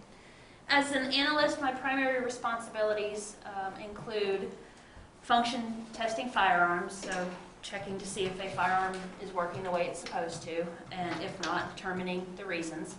And then comparisons of fired components, so things like bullets, cartridge cases, or shot shells, and examining them to determine if they were fired from a specific firearm, if there's a firearm submitted, or trying to determine how many firearms may have been present in an incident. I have a few other responsibilities, but those are my primary responsibilities. And what is your educational background? To be hired as an analyst, you have to have at least a bachelor's of science in some sort of laboratory science, and I have a bachelor's of science in marine science from Jacksonville University. Do you have to take any type of classes or trainings on how to shoot firearms in order to be a firearms analyst? How to shoot firearms and checking firearms function is part of our FDLE training program. When I promoted to the analyst position, I went through FDLE's 18-month training program. The first year consists of bookwork and practical exercises. It covers firearms functionality, bullet and cartridge case comparisons. It included manufacturing tours of manufacturers of firearms as well as gunpowder. And then there were a few other outside courses like serial number restoration that I took outside of FDLE that was part of this first year. Once the first year was completed, I worked 6 months in supervised casework where I worked actual cases under the direct supervision of a qualified analyst. And once all of that was completed, I was then released to begin working my own cases as an analyst. Have you ever testified in the field of firearms identification? Yes, I have. And what is firearms identification? Firearms identification is the side of forensic science that try to determine if a cartridge case or a bullet that was found at a scene was potentially fired from a suspect firearm.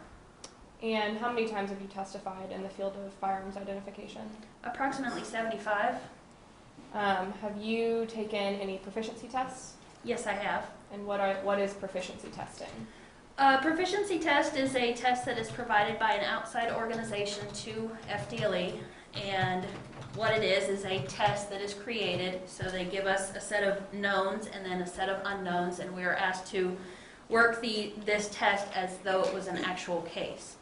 And then once I work the case, I compare the unknowns to the knowns, and I come up with my results. I submit my results to this agency, and the agency then contacts FDLE with the results of my test.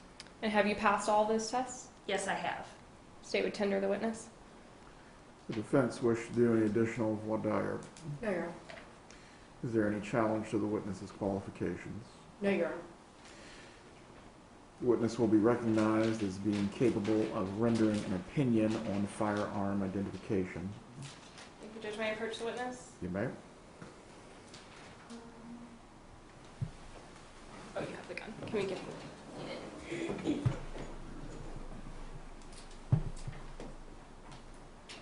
A whole bunch of stuff. And then the bailiff has the firearm whenever you're ready. Okay. All right, if you could look at all of those packages and things and let me know when you're done.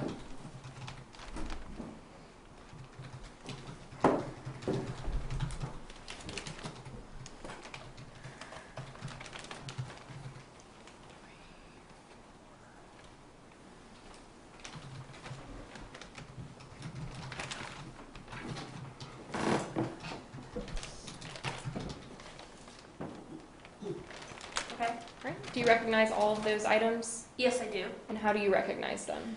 When a piece of evidence comes into the lab, it gets a FDLE barcode, and that contains the information containing the FDLE case number as well as the item number for that case. When I receive evidence, I'm required to mark the packaging as well as the evidence if it's large enough to be marked. And then with the case number, initials, my initials, as well as the item number. And those are all present on these items. And then the firearm that we see in the clear box there, is that how that firearm was sent to you initially? Yes. In the clear box? Well, it was sent to me in this white box initially. And then when we took the jury out, did you watch the bailiff cut that open and put the gun into the clear box? Yes, I did. Okay, so is that the firearm that you would have analyzed in this case? Yes, it is. Okay. And those have already been put into evidence as states 6 for the revolver and states 7A through 7G are also already into evidence. All right, so I want to just start with the firearm, if we could. What type of firearm is that?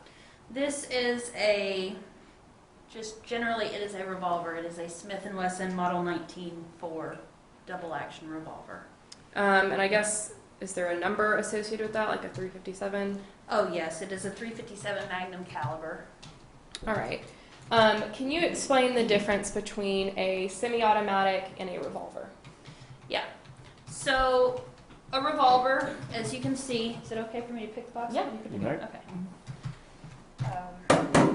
As you can see, this revolver has a center cylinder. The cylinder swings out of the frame, and inside the cylinder are a bunch of holes, and each one of those holes is a chamber. And so what you do if you wish to fire this firearm is you take one round of ammunition, one cartridge, and load it into each chamber of the firearm.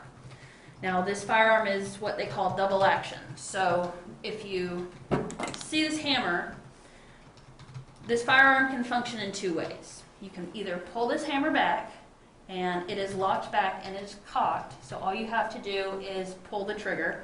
That is considered single action. The other way to fire this firearm is with this hammer all the way forward, you just start pulling the trigger. And that pulls the hammer back, it cocks the hammer, and then it also releases to fire. So it's doing two functions at one time. It's cocking and then releasing the hammer to fire the firearm. So with this,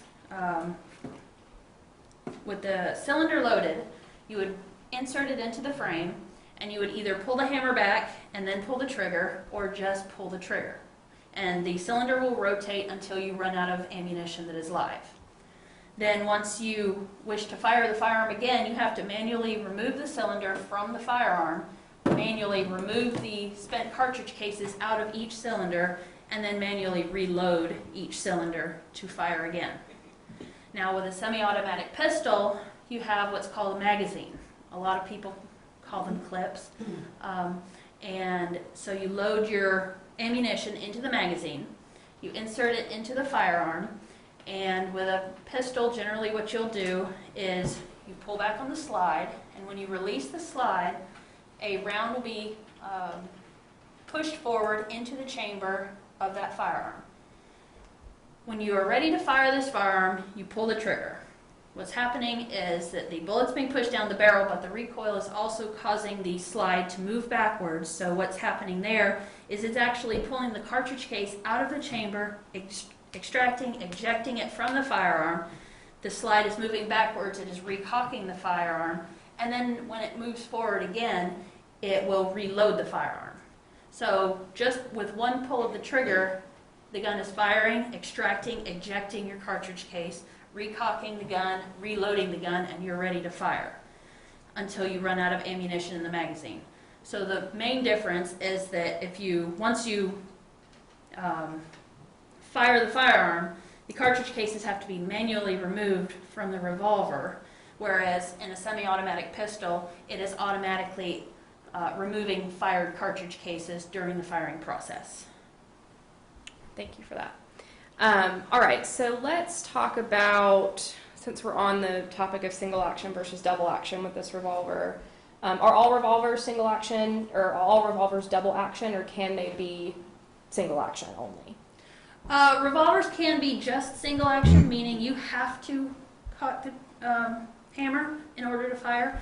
They can be double action, which in this case, this one is double action, which means you can do single action or double action. And then there are other revolvers that are double action only, where you cannot cock the hammer. This one you have the option to fire in single action or double action. All right, and you talked about pulling the trigger quite a bit with single action and double action, so I want to talk about something called trigger pull weight. What is trigger pull weight? Trigger pull weight, or a trigger pull measurement, would be just the amount of force that it takes to cause the gun to fire. And are you able to measure that? Yes. And how do you do that? In our lab, we use what is known as a force gauge. And the way this is set up is we put the gun into a vise so that the gun is held in a stationary position. And then the force gauge is on a moving platform on the horizontal plane. So the force gauge has a hook that will hook around the trigger where you would put your finger. And as the force gauge moves backwards, it pulls the trigger back, and it's measuring the point at which the firearm releases or fires. And I get measurements from that. And for each pull of the trigger, or for each action, single action or double action, we do this test 5 times, and then we take the average and report out the average if it's asked of us. And were you asked to do the trigger pull weight on this firearm in this case? Yes, I was. Okay. And I guess let's start with the single action. What was the trigger pull weight in single action? Single action was approximately 3.6 pounds. And then what was the trigger pull weight in double action? Double action was approximately 8.2 pounds. And obviously that's kind of a significant difference between 3.6 and 8.2. Could you tell us why there is such a such a greater number for double action? Well, as I discussed earlier, when in single action, you've already pulled the hammer back and it's cocked and it's ready to go. So when you pull the hammer back, the trigger is also moving backwards some. So the amount of force that is required to just release the hammer in single action is not as great as is required to start from the totally forward position and pull that trigger through the cocking motion and then releasing motion. All right. And then let's talk about the working order of the firearm. So when you received it and you're testing the firearm, can you talk to us about whether it was in working order and how you knew that? Yeah. When I receive a firearm, I will first do a visual and a mechanical inspection to make sure that it is safe to fire and that it should be functioning properly. And during this examination, what I'm looking at is what kinds of safeties this firearm has. Are the safeties working properly? Are there cracks in the frame or the barrel that might make this firearm dangerous? Are there any other reasons that may cause this firearm to not fire?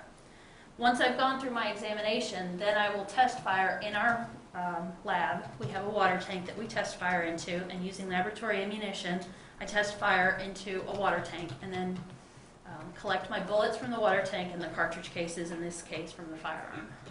And obviously you test fired the gun in the water tank, and did the firearm's safeties work properly? Yes. And I guess how do you determine that there's no malfunctioning issues with the gun? Well, one of the things that with revolvers especially that we look at is one of the examinations we do is hammer push off, and that's where if you pull the hammer back so that it is cocked and ready to fire, if you start pushing on it and it releases without you pulling the trigger, that can be an indication that there is something wrong with the firearm. In this case, this firearm did not push off, so there was no hammer push off. It was working the way it was supposed to.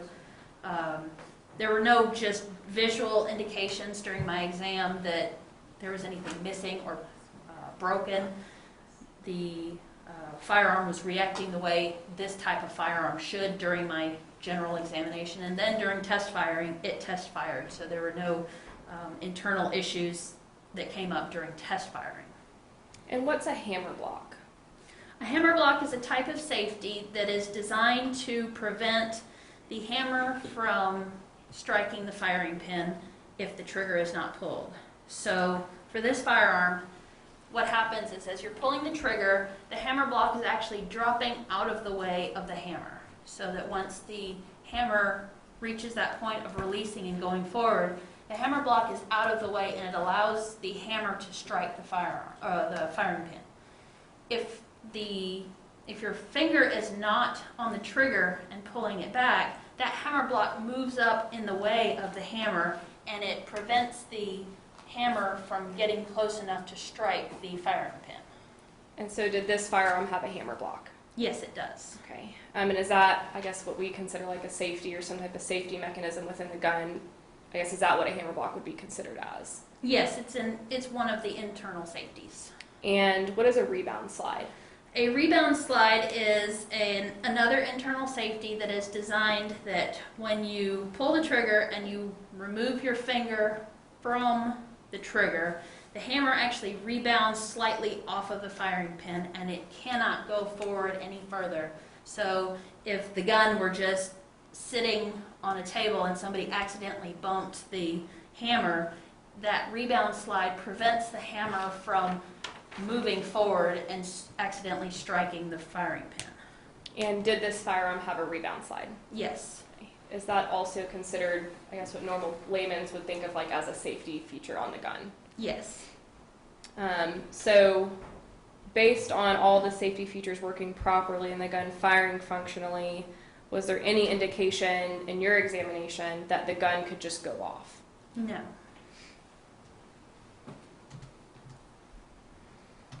All right, so then let's move to the packages, the other evidence that you examined. And I think that I had them in order when I gave them to you, but I'm going to use your report and go in order from that, if that helps you at all. Okay.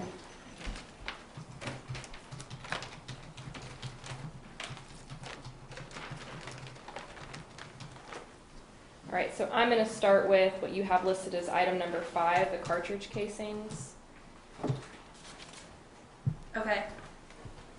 Sorry, I'm on the second page. Okay. All right, so let's just start with what is a cartridge casing? A cartridge case is a portion of a unit of ammunition. So let's just start with a cartridge. A cartridge is a live unit of ammunition. A lot of people often refer to it as a bullet, but that's actually an incorrect statement.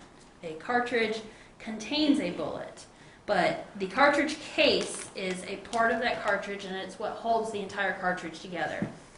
In the head of the cartridge case, you have the primer, and that primer is there to provide the spark that when it is struck, it ignites the gunpowder that is inside the cartridge case.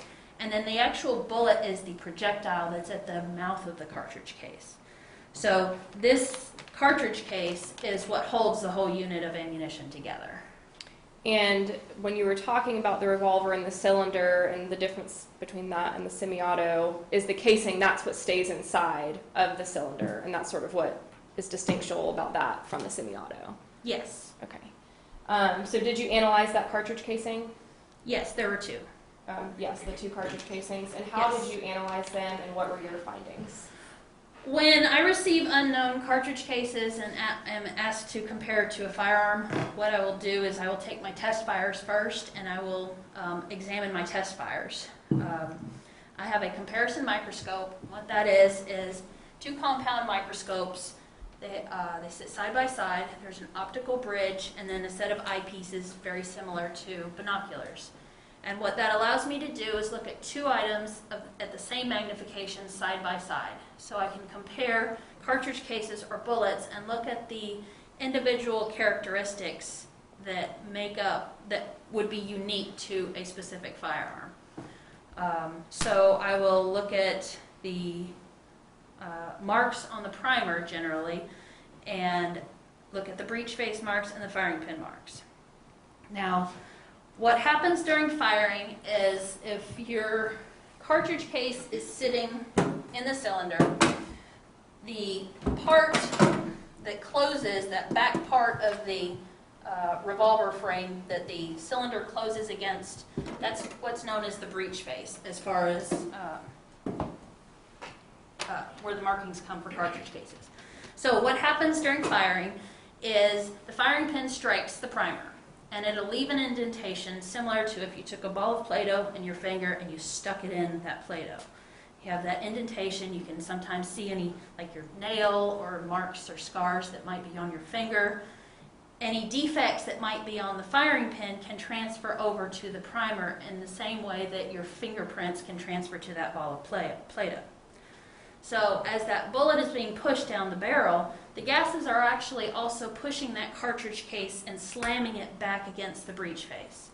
So any marks from manufacturing or use and abuse that may be on that breech face can transfer over to the cartridge case in the same way where if you took your palm and smashed that ball of Play-Doh, that's the same principle.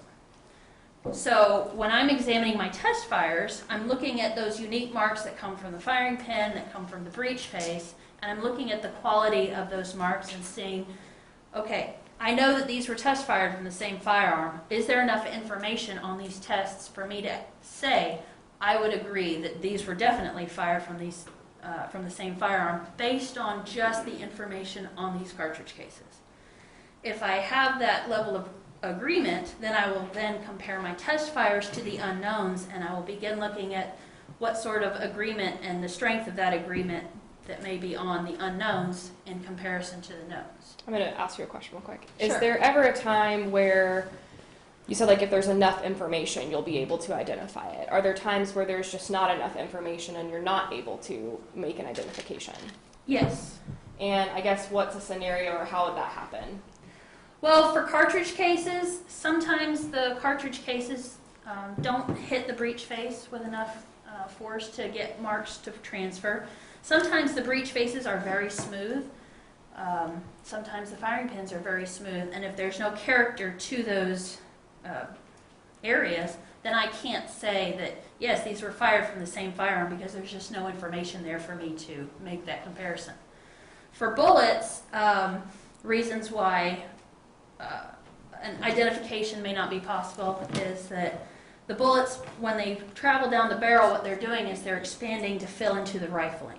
And rifling, if you look down the barrel of a firearm, you see raised areas and lower areas. And that's what's known as rifling. And it imparts a spin on the bullet, which makes the bullet travel more accurately. But that bullet, when it's fired, is expanding to fill in those rifling engravings. And as it's traveling down the barrel, it's rubbing against the inside of that barrel, and any defects that may be on the inside of that barrel are leaving scratches on the side of the bullet. So what can sometimes happen is the bullet just doesn't totally expand. Sometimes what happens is the barrel is, again, a very smooth barrel, not a lot of defects. And again, what can happen is when a bullet strikes something, sometimes bullets will fragment, sometimes they will tear apart. They'll twist, deform. All of those things can affect the marks that are there. Sometimes when bullets pass through something, marks are overwritten over the marks that were previously there, and I can't make an identification. All right, so for the two casings that you were showing to the jury, were you able to make an identification on those? Yes, I was. And did those casings, based on your identification, I don't know if match is the right word, but did they come from that revolver? Did they match the markings from that revolver? It was my opinion that they were fired from that revolver. All right, and then going to the other items of evidence that you have in front of you, those should be items 1, 2, 3, 4, and 7, based off your report. Mm-hmm. Let's just start with item number 4, which was a bullet jacket. Were you able to make an identification with that? Yes. Okay, and what was your opinion on that? It was my opinion that it was fired from the revolver. All right, and then go to item number 2, which was also a bullet jacket. And what was your opinion on that? My opinion was that it was a positive and conclusive to both the firearm and item 4. And what that means is that I think it was fired from this firearm, but there's just not enough information for me to say conclusively. So it's a maybe. And then item 1, 3, and 7. What was your opinion on those? Items 1, 3, and 7 are of no value for microscopic comparison, and all that means is that there was no information there that I could compare to any test fires.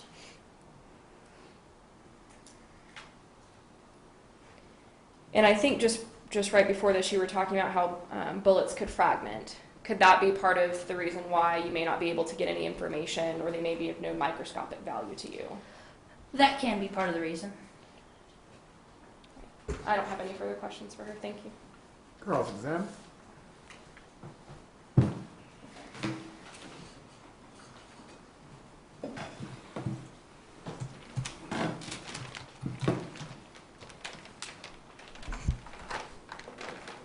You okay? Organized? Yeah. Are there ways to examine projectiles to see if they were fired from a single action or a double action? No. How about cartridges? No. So you cannot tell us what the trigger pull was on this gun at the time that it was shot? That's correct. Okay, it was either 3.6 pounds plus or minus 1.3 pounds, or 8.2 pounds plus or minus 1.3 pounds. The plus or minus 1.3 pounds is the EMU for the process of the trigger pull device. So it's not actually a plus or minus 1.3 pounds of the firearm. The plus or minus 1.3 pounds is that it's our estimate of measurement of uncertainty that any analyst trained to use our trigger pull machine, I would expect to get a average in 1.3 pounds within what I have. So it's not really a measurement of the firearm, but what I would expect another analyst to get using the same process. Okay. And would you say that 3.6 pounds is a low number for trigger pull? Not for this type of firearm. Okay. It is relatively normal. What I normally tell people as far as giving them an idea of what trigger pull feels like is that it generally takes about 5 pounds of force to open up a can of Coke. So 3.6 pounds is kind of light. However, for this firearm, it's normal. Okay. Well, thank you for that. I was going to ask you to give an example of, do you have an example for 8 pounds? Generally, a gallon of water weighs a little over 8 pounds. So Carrying it maybe with 2 fingers? maybe. Okay. If I could have one moment. Take your time.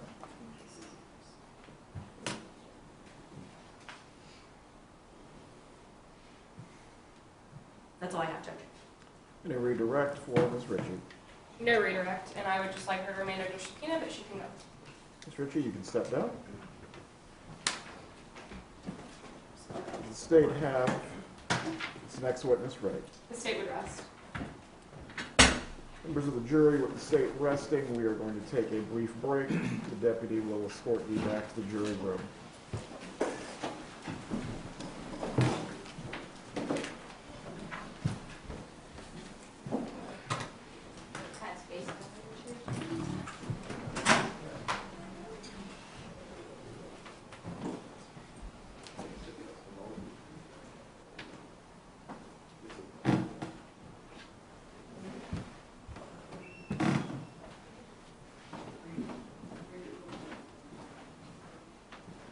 Everyone can be seated. Defense have any motions at this time?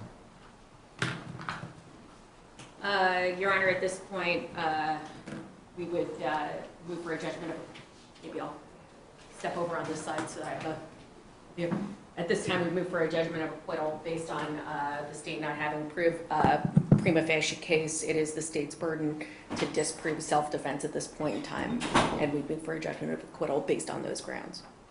Response? Judge, I believe there's enough evidence to go to the jury. There's been no presentation of this victim charging at this defendant, raising a weapon at this defendant, raising his fist at this defendant, or doing anything that would present any type of great bodily harm or threat of death to this defendant. And so based on that, I would say that there's enough to go back to the jury. All right, using the applicable standard, which is the light most favorable to the state for the evidence that has been presented during the state's case in chief, the motion for judgment of acquittal will be denied at this time. Is the defense ready to proceed with its case? Yes, Your Honor. We've got our witness outside. Very good. Does the court want me to, I can move this stuff off? Let's go ahead and move those items. The Zoom witness will be the last witness. I think the Zoom witness will be the witness after this one. So, Judge, we're at 11 a.m. now. Depending on how long this witness goes, we might just maybe take another break, or if we lunch break, we'll get it set up in that time. But We'll take the first witness, and then we'll put them on lunch, and we can work out the kinks from there. Okay. And Judge, Sean Yao, who was the state's expert witness, if it's okay if he sits in here for their testimony, I'm just going to have him sit in the back. This is for the purpose of rebuttal. Yes, sir. All right, very good. We can bring the jurors back in.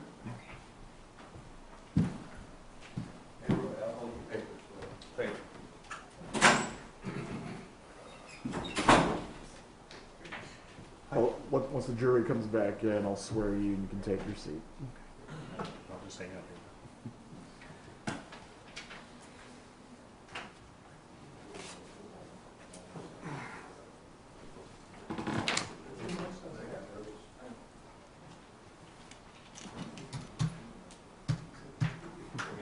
This is use of force.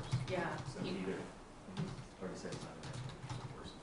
I believe he's going to testify to stuff about state of mind in terms of the witness being able to judge distance and stuff like that, at least in his deposition. Okay. So. I didn't. Yeah. Yeah.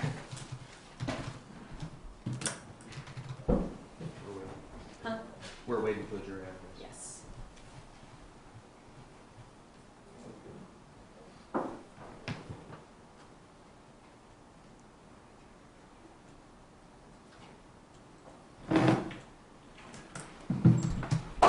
All right, you're entering the courtroom.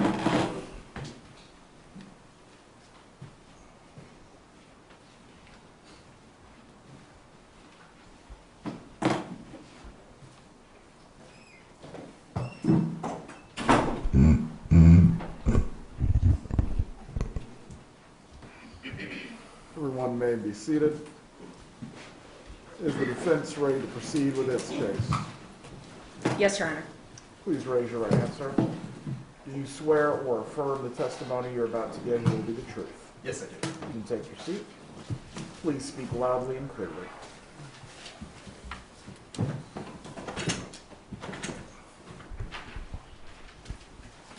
Could you please introduce yourself and spell your last name for the court reporter? Yes. My name is Roy Bedard. My last name is B-E-D-A-R-D. Okay. Mr. Bedard, what do you do for a living? I am a police trainer. And what does that entail? Law enforcement throughout the United States are constantly training for their positions. I focus on one area of police training, which is use of force and defensive tactics. I've made a business since 1996 of training worldwide law enforcement officers and other people that are in protective services, security personnel, military personnel, and so on. So you said professional career starting in 1996. Prior to 96, what were you doing? So I started off in law enforcement in 1986. Not to date you, but yeah, 86. Yes, I went to the academy in 1986. I worked for the Florida State University Police Department for about 3 years before moving to the Tallahassee Police Department, where I worked full-time for about 7 years.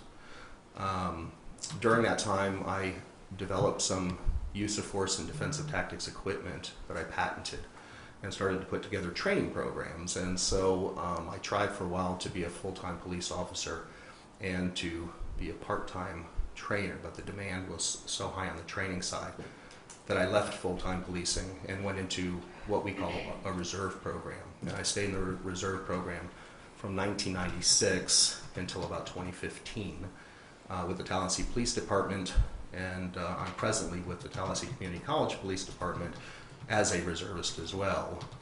So I'm still a current law enforcement officer with my standards intact. Okay. And when you say a reserve officer, is that used in the same meaning that we might for a reserve Army officer?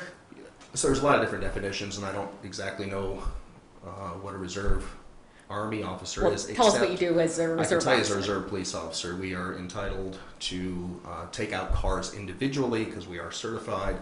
We work when we want to, not necessarily when we have to. Oftentimes we're called if it's a busy weekend or if there's a football game or something that requires more resources. And we get paid, so it was a paid position. So for the rest of those years between 96 and 2015, I was still functioning as a uniform officer when needed. And 96 is when you said you went to training full-time? Yes. What have you trained officers in? What areas? My areas, I train them in a lot of areas. I teach at the academy as well, and of course that's a full menu of services for basic recruit students. But my focus was use of force and defensive tactics, and those are different, and perhaps I can take just a moment to explain. Sure.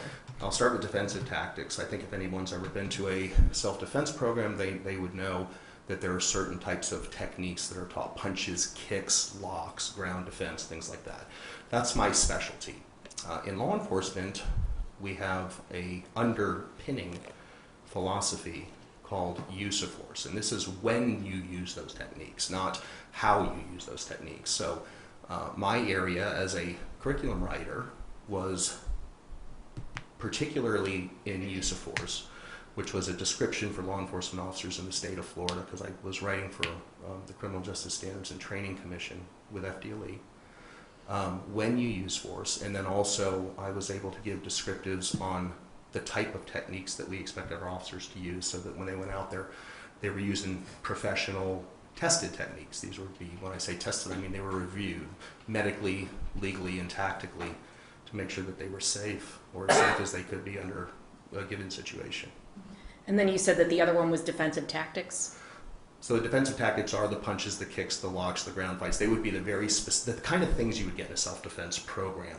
You may not get a use of force lecture from your self-defense teacher, but they would certainly teach you techniques on how to properly punch, how to properly kick, perhaps sometimes how to properly run away, things like that. Have you testified as an expert in use of force and defense tactics? I have. How many times?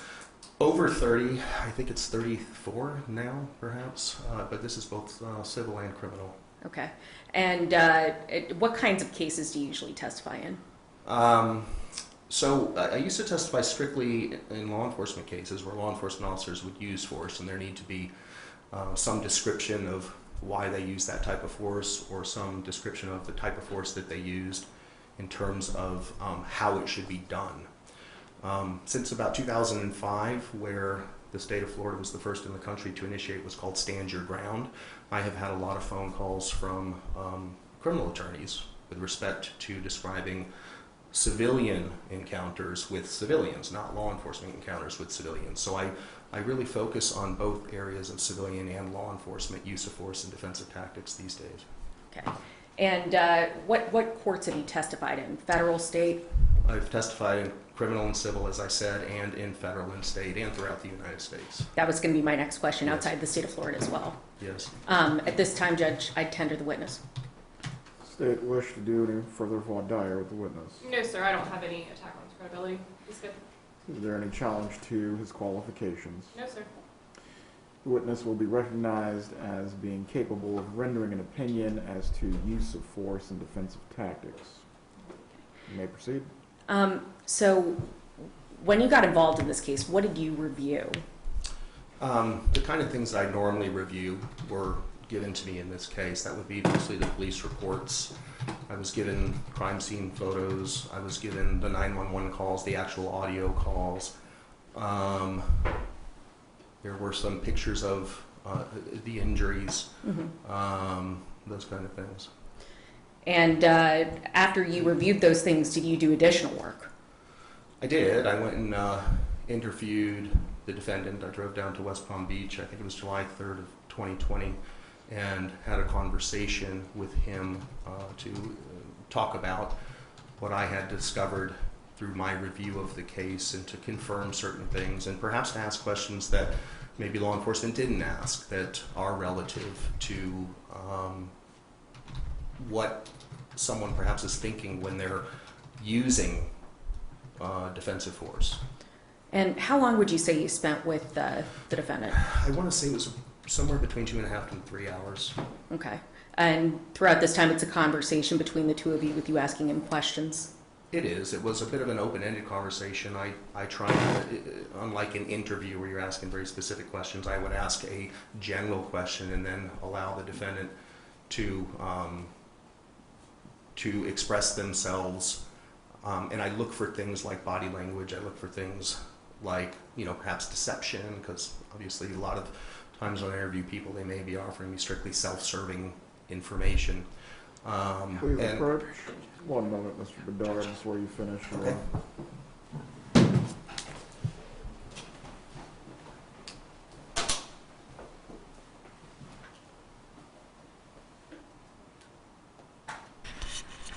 So it's clear as it pertains to his testimony, his interview of the defendant and where that fits into his opinion is certainly relevant and admissible.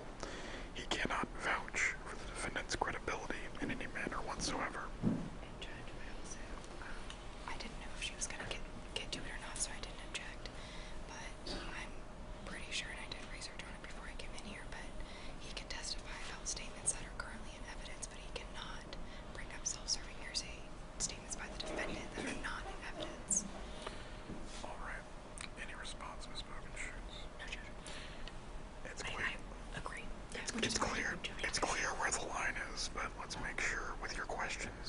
ask him something that takes him down the path where he cannot go. Okay? I'll be a little bit more.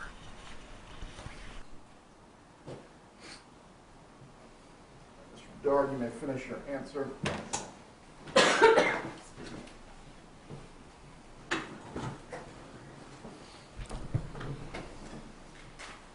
So, without having a specific recollection of every word and every question that I asked, that was my methodology, was to allow him to speak to me. And then there were certain things that I found in the probable cause statement, for example, or in the evidence that I might need clarification on. I would ask those questions as well. Okay. Were you, and you mentioned that you were able to look at photos of the injuries. Yes. And I take it this is not the first time that you've looked at a gunshot wound? No. Okay. Can you tell us what opinions you have based on everything that you went through? My opinions are, without invading the province of the jury, I don't want to say that it was absolutely self-defense, but I do want to say that the elements of self-defense were discovered through my review of the documents that were sent me in my interview. For example, one of the opinions that I have is that the son was the primary aggressor. I think there seems to be no contest in that. I think everyone agrees to that. When you say primary aggressor, what do you mean by that? So in self-defense, I mean, it's important to identify your primary aggressor. Important to, I think when you're a parent, you always wonder who started the fight. So this is probably a more official way of saying who started the fight. And in this case, I am convinced through the evidence, through the testimony, I think there's, as I said, no argument even from the state that this was started, or at least the physical altercation, the exchanging of blows, was started by the son. Do you have any opinion as to whether or not anyone broke off that confrontation? I do. Typically, in the state of Florida, with stand your ground, you're not required to break off if you are in a place where you're lawfully allowed to be, which of course, I think, and forgive me, I'm going to use the term father and son because the names are the same. I think everybody knows who I'm talking about, but the father was certainly within his right to be in his home. Prior to 2005, you were required to desist or retreat from any act of aggression. After 2005, you were not. So I noted that the father did in fact desist and retreat, tried to break off from the initial contact. The initial fight started in the kitchen. It was a pushing and shoving fight. I don't think it raised itself to the level of anyone getting hurt. I think the father expressed to me that he felt he might get hurt if it continued. I would object. Grounds? Self-serving hearsay. Sustained. Okay. Let's not get into what he told you. Okay. We'll go into, obviously, you've got evidence that he retreated into the Yes. bedroom. Yes, so he retreated into the bedroom. After that initial pushing and shoving contest in the kitchen, he retreated.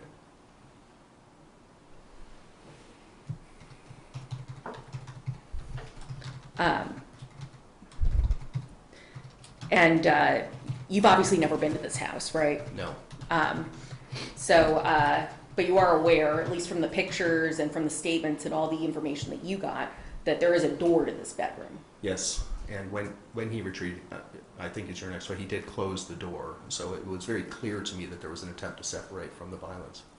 And you said that you listened to the audio of the 911 call. Yes. You know who made that 911 call? Yes, it was the father. The defendant? Yes, the defendant. Prior to the shooting? Yes. And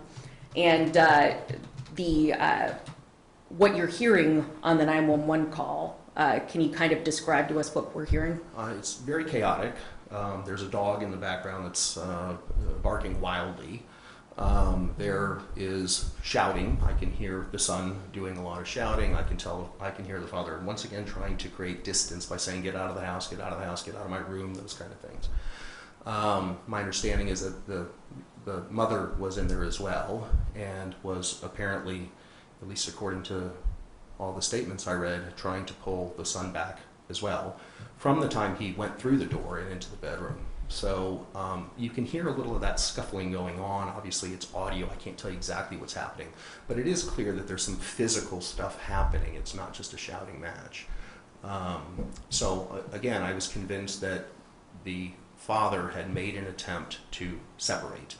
by not only going into the bedroom, but by ordering his son out of his room and ultimately out of the house to prevent any further escalation. Do you have any opinions as to whether or not the gun in this case, well, how about this? I'll just ask you a very open-ended question. What other opinions do you have? Well, when it came to the firearm, I had an opinion that the father was not well schooled on firearms. I mean, he did report that it was a .45 when he was on the telephone, and it turns out it's a .357 Magnum. They're very different firearms. When I spoke to him about the firearm, I was convinced that he did not have good mastery of weapons in an even general sort of way, but did have the firearm. Subsequently, I think it was given to him, I think he told me, by the mother-in-law, if I can say what he had told me. And your opinion that he didn't have a good mastery, was it more than just the not knowing what caliber it was? I mean, I think I'd be reaching if I said that there was more to it than that, but I did talk about the actual drawing of the firearm, the pointing of the firearm. He seemed to have very... Judge, can we go to sidebar? Perch.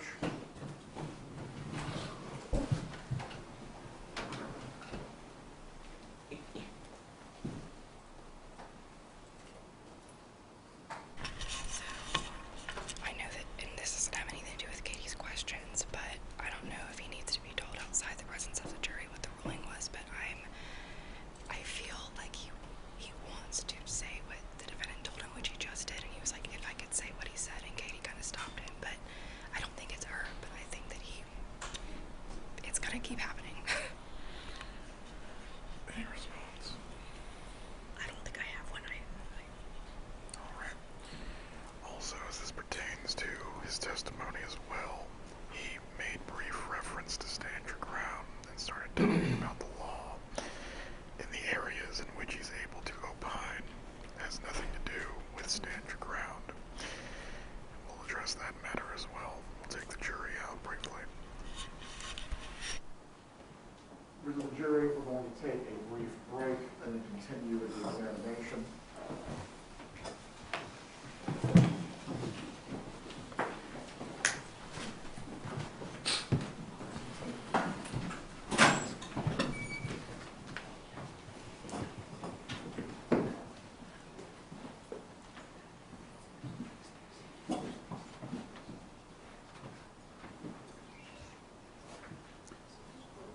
Everyone can be seated.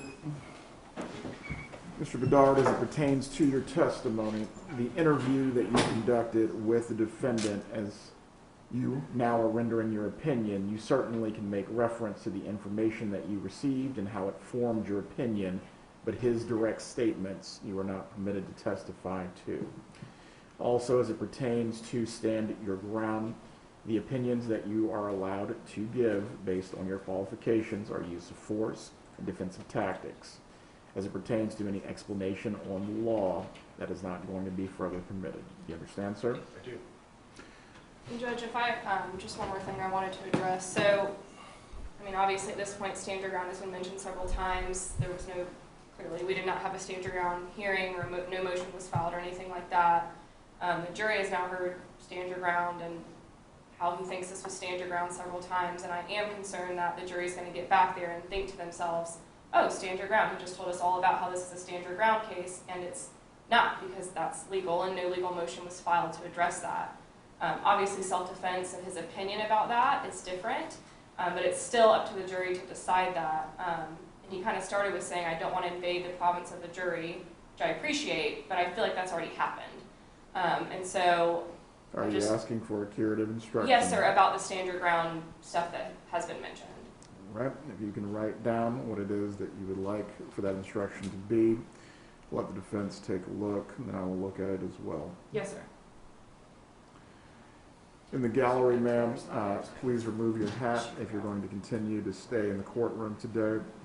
Yes. I'm an equal opportunity hat snatcher.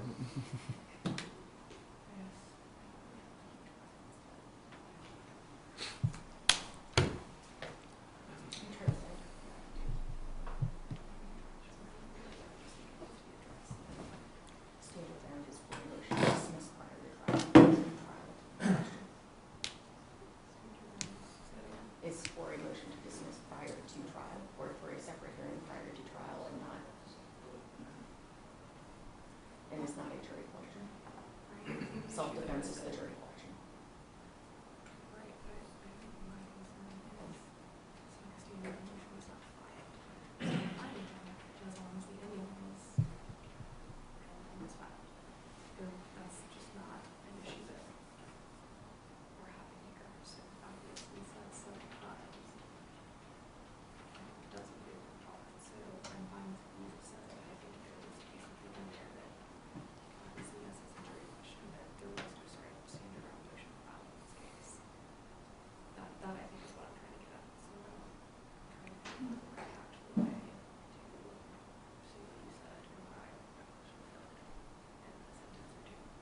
The question for the jury is not whether he had the right to stand his ground, but whether he had the right to defend himself in the manner in which he did.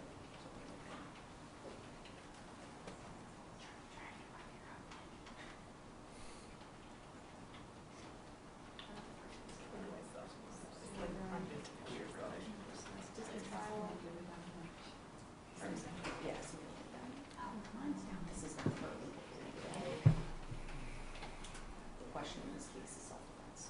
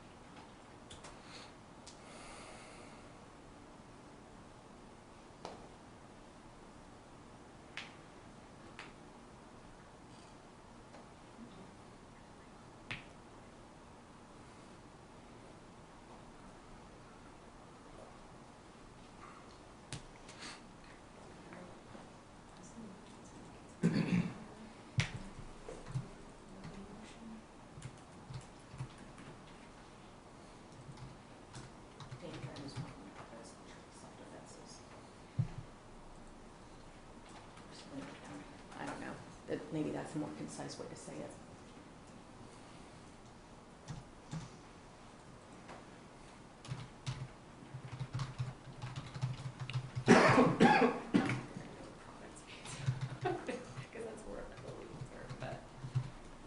Stand your ground is not going to be an issue for this jury to consider. The issue will be self-defense.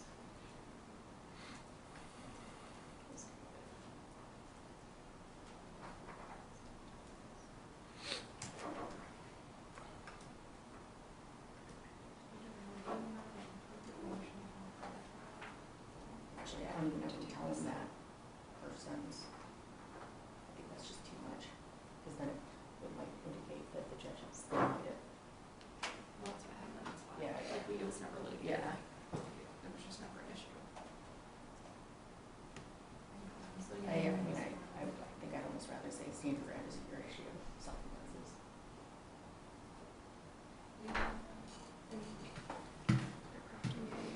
Yeah. It's a sort of a combination of both.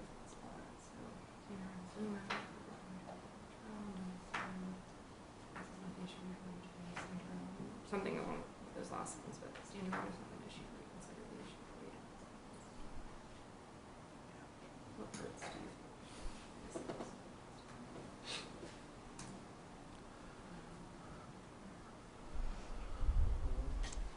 think? Sir, please take your hat off as well. Thank you.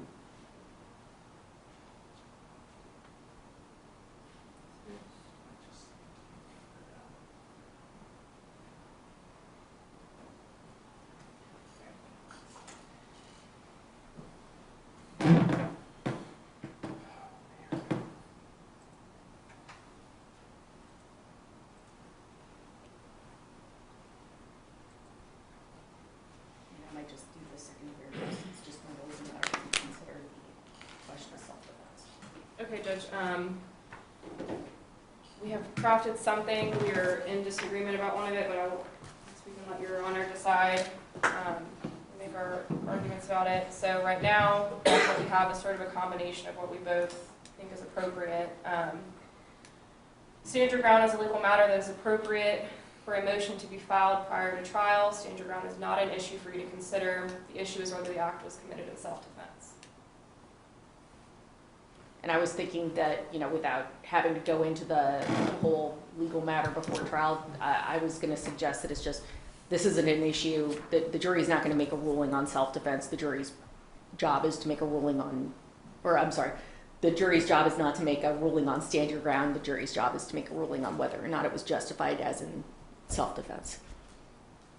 And my position is I think the jury needs to hear that stand your ground. They've heard it, 10 times now. That's for a legal matter to be filed in a motion, which was not filed. So that's not anything that they can discard everything they heard about that. That's my position on that. So we're sort of in agreement and sort of not. Moment.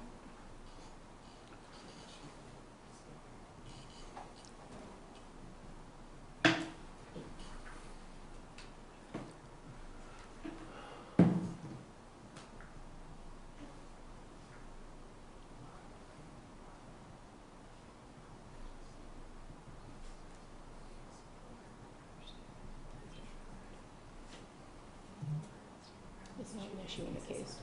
Yeah, that's fine. Because then that way, it has nothing to, yeah. There's no comment on anything that hasn't happened at trial. Judge, we would also be fine with something along the lines of please disregard. Okay. We're in agreement. I'm an extremely agreeable person. I'm an extremely agreeable person. You are generally, but.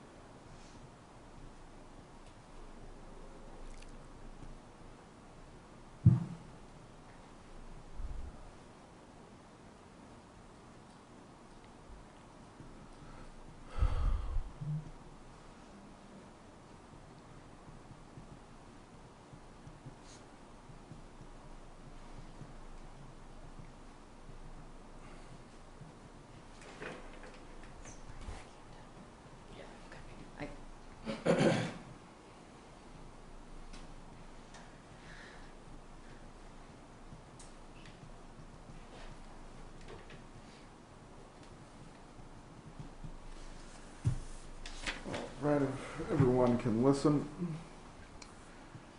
Members of the jury, the words "stand your ground" have been mentioned during this witness's testimony. You may properly consider the witness's testimony in considering whether the defendant acted in self-defense. All other testimony pertaining to stand your ground is to be disregarded. Start with the state. Defense. Can I just check with the table? Yeah. We're okay with that, Judge. Very good. Mr. Bedard, are we clear on what you get to testify to? Yes. All right, let's bring in the jurors and finish the examination.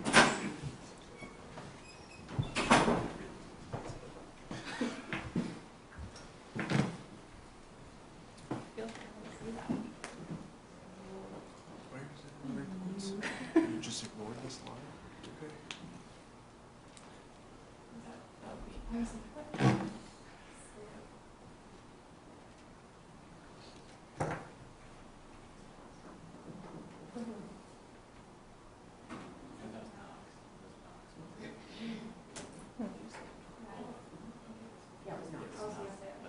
It was not.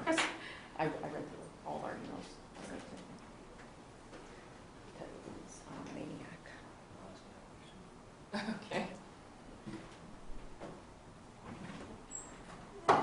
All right, jury entering the courtroom.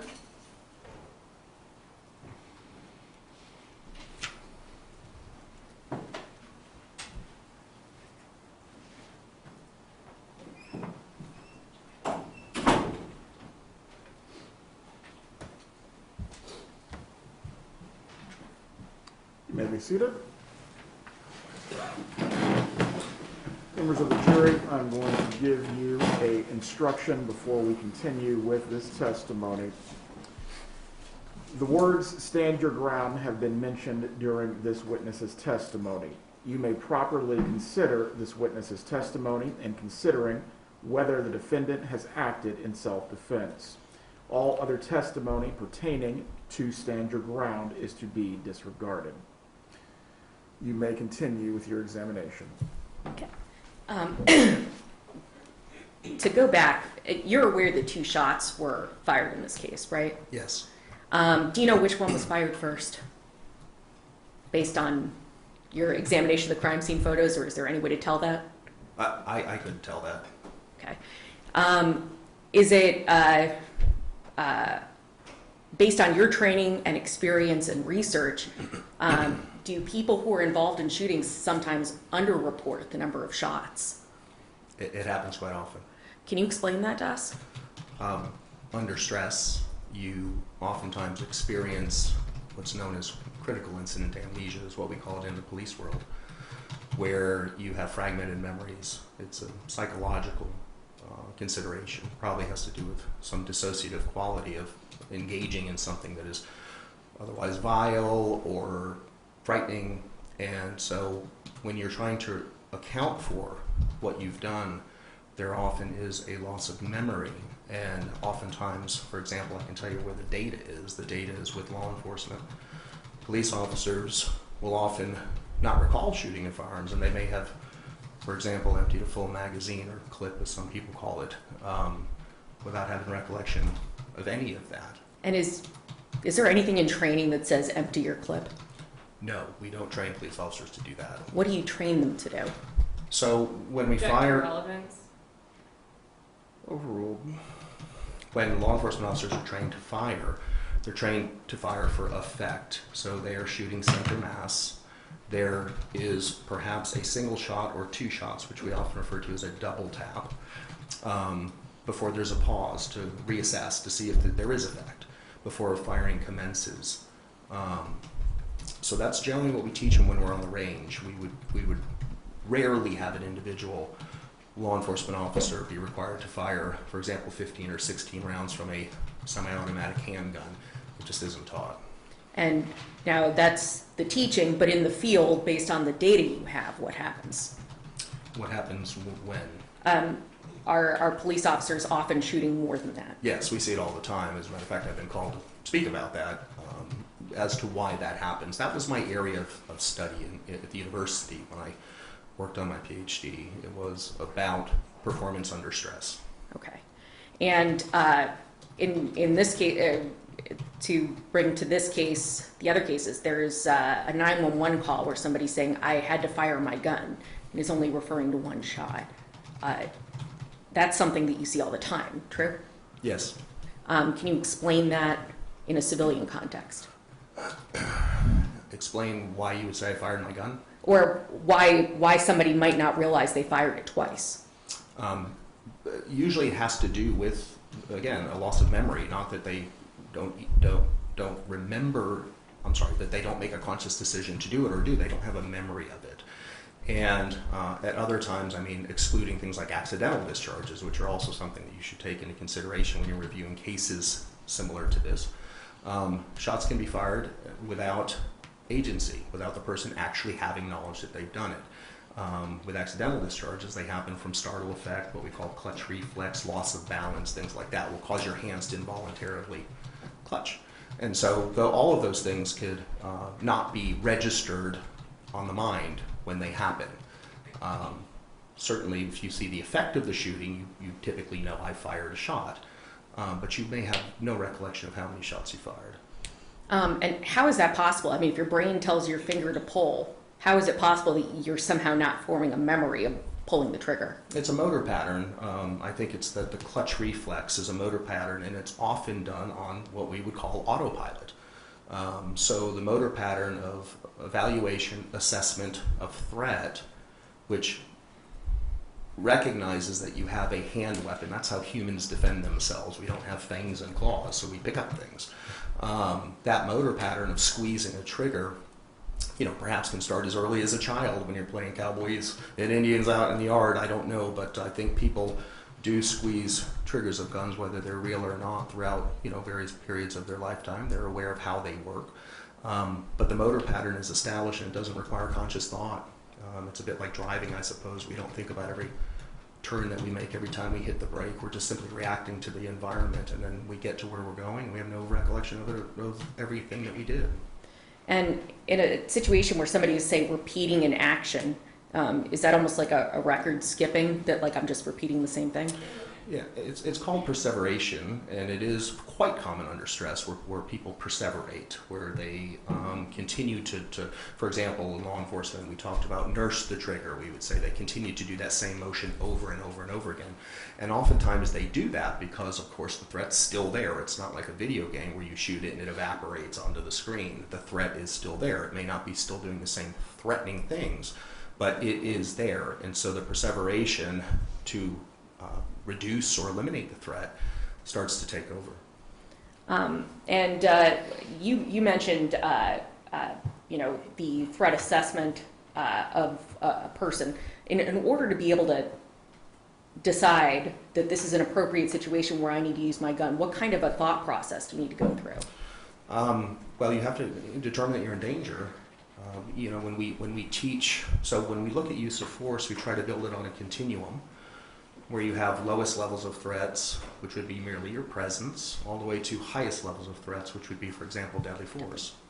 And then in between there are several other steps, and we train law enforcement officers before they ever get in their first physical encounter, much less gunfight, to know what those steps are, to have knowledge of those, because of course they're accountable for them. We can't say that we do that with every civilian. Some go through that in a self-defense course.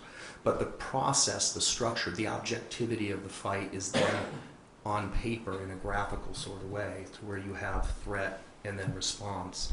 And the theory of proportionality, that you only respond to the threat with the proportional amount of force, is something we would hold law enforcement officers and, frankly, civilians too.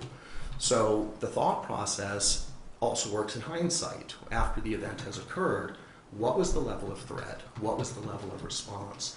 And we would look for proportionality to determine whether or not it was appropriate or not. Not going into your interview with the defendant, we know you did that July 2020, you said. Yes. So, but you've also reviewed the victim's statement, right? Yes. And both of his mother's statements. Yes. Who was the other witness in this case, right? Yes. Now, based on your training and experience with threat assessment, can you describe to us the son's behavior? At what point? Well, let's start in the kitchen. It was aggressive. It was threatening.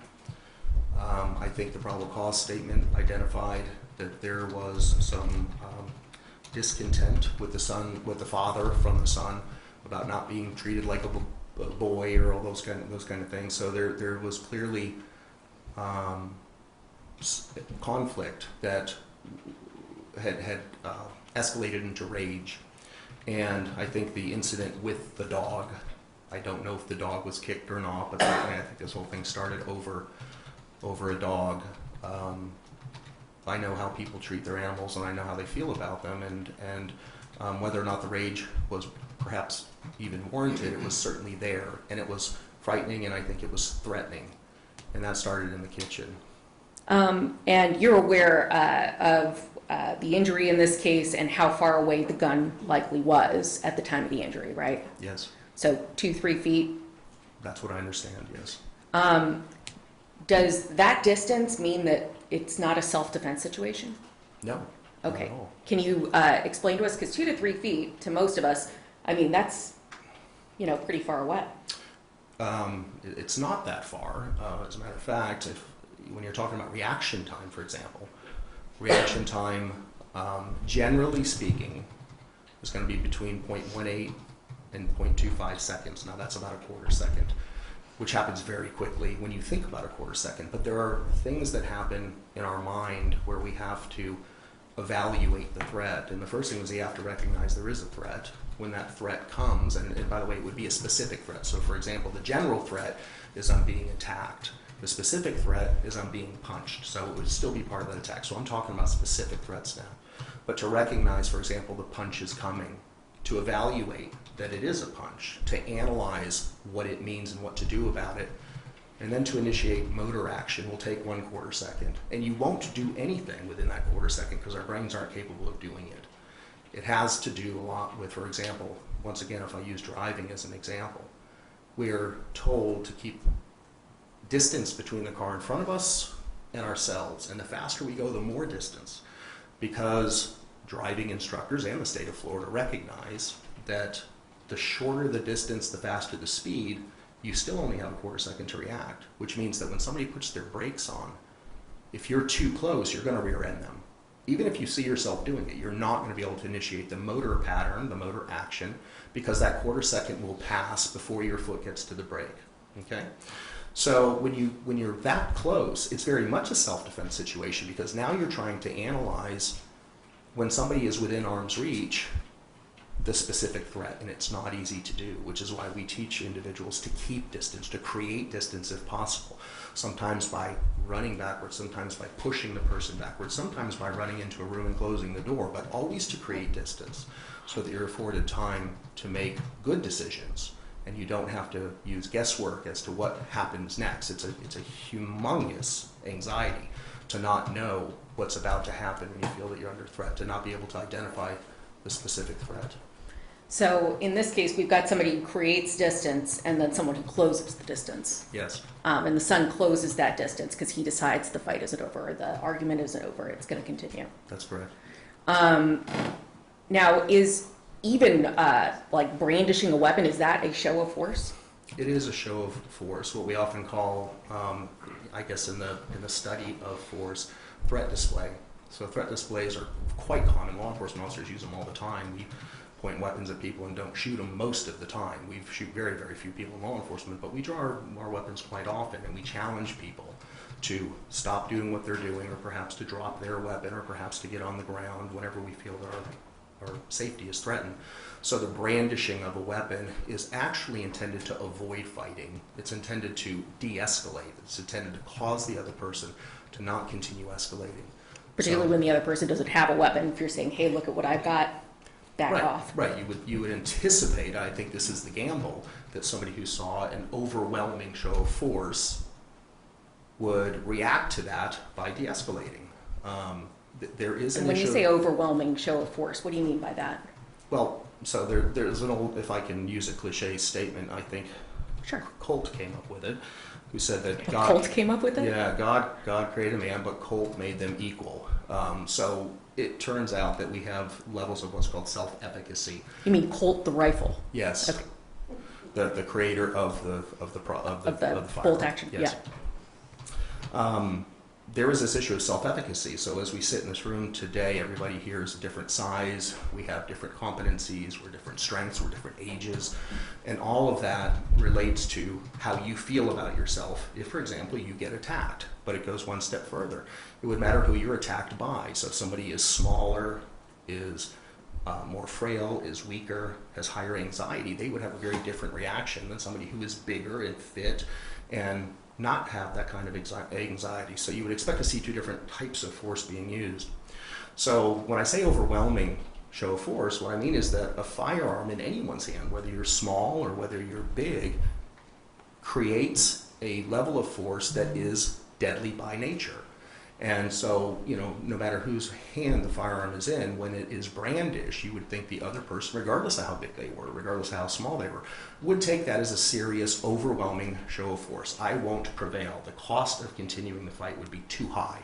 And that's why we use threat displays.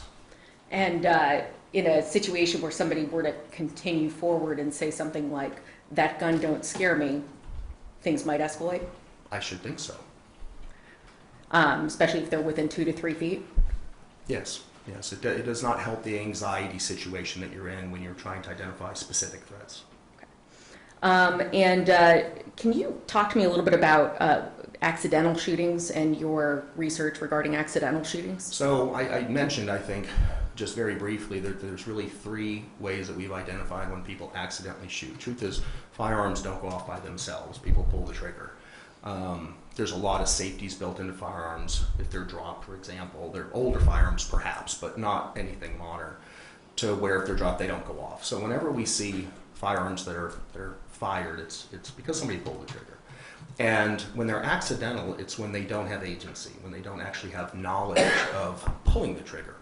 And it does happen quite often. And really the three reasons why that happens. The first one is loss of balance. So for example, if you have a firearm in your hand and you're running and you stumble on a rock or something like that, your initial response is going to be to tense your body. If your finger's on the trigger, you'll squeeze the trigger. You won't do it purposely. It'll just be a product of the clenching motion of your hands.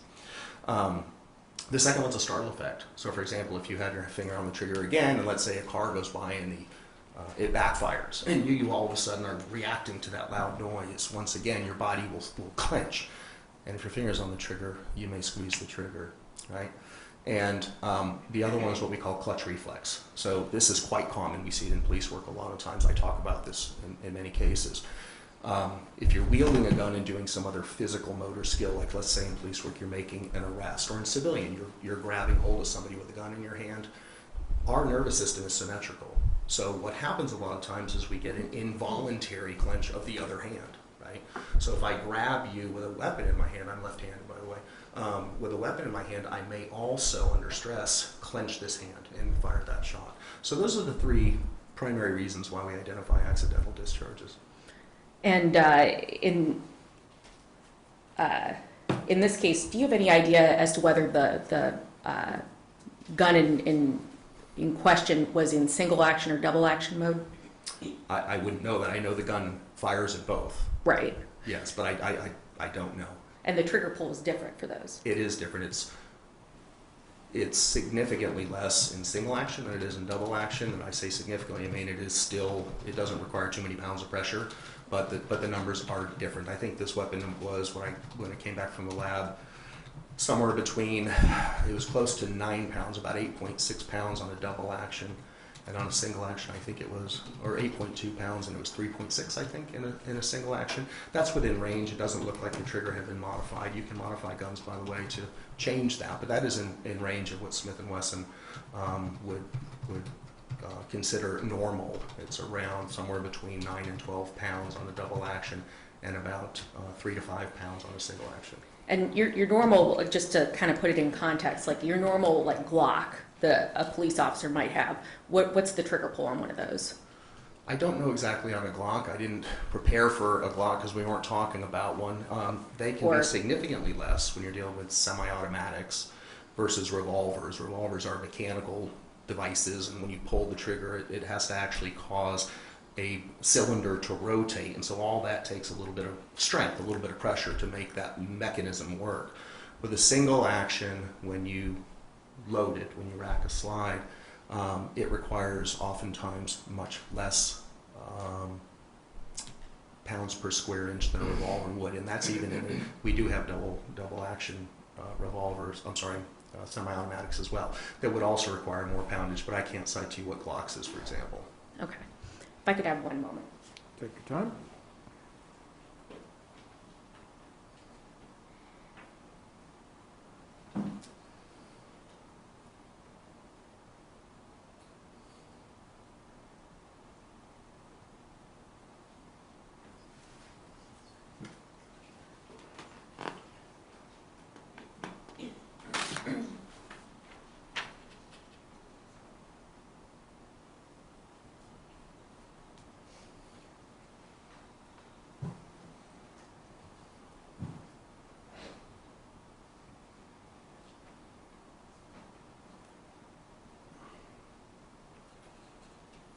Now, in this case, did the defendant take any actions that indicated that he was in fear?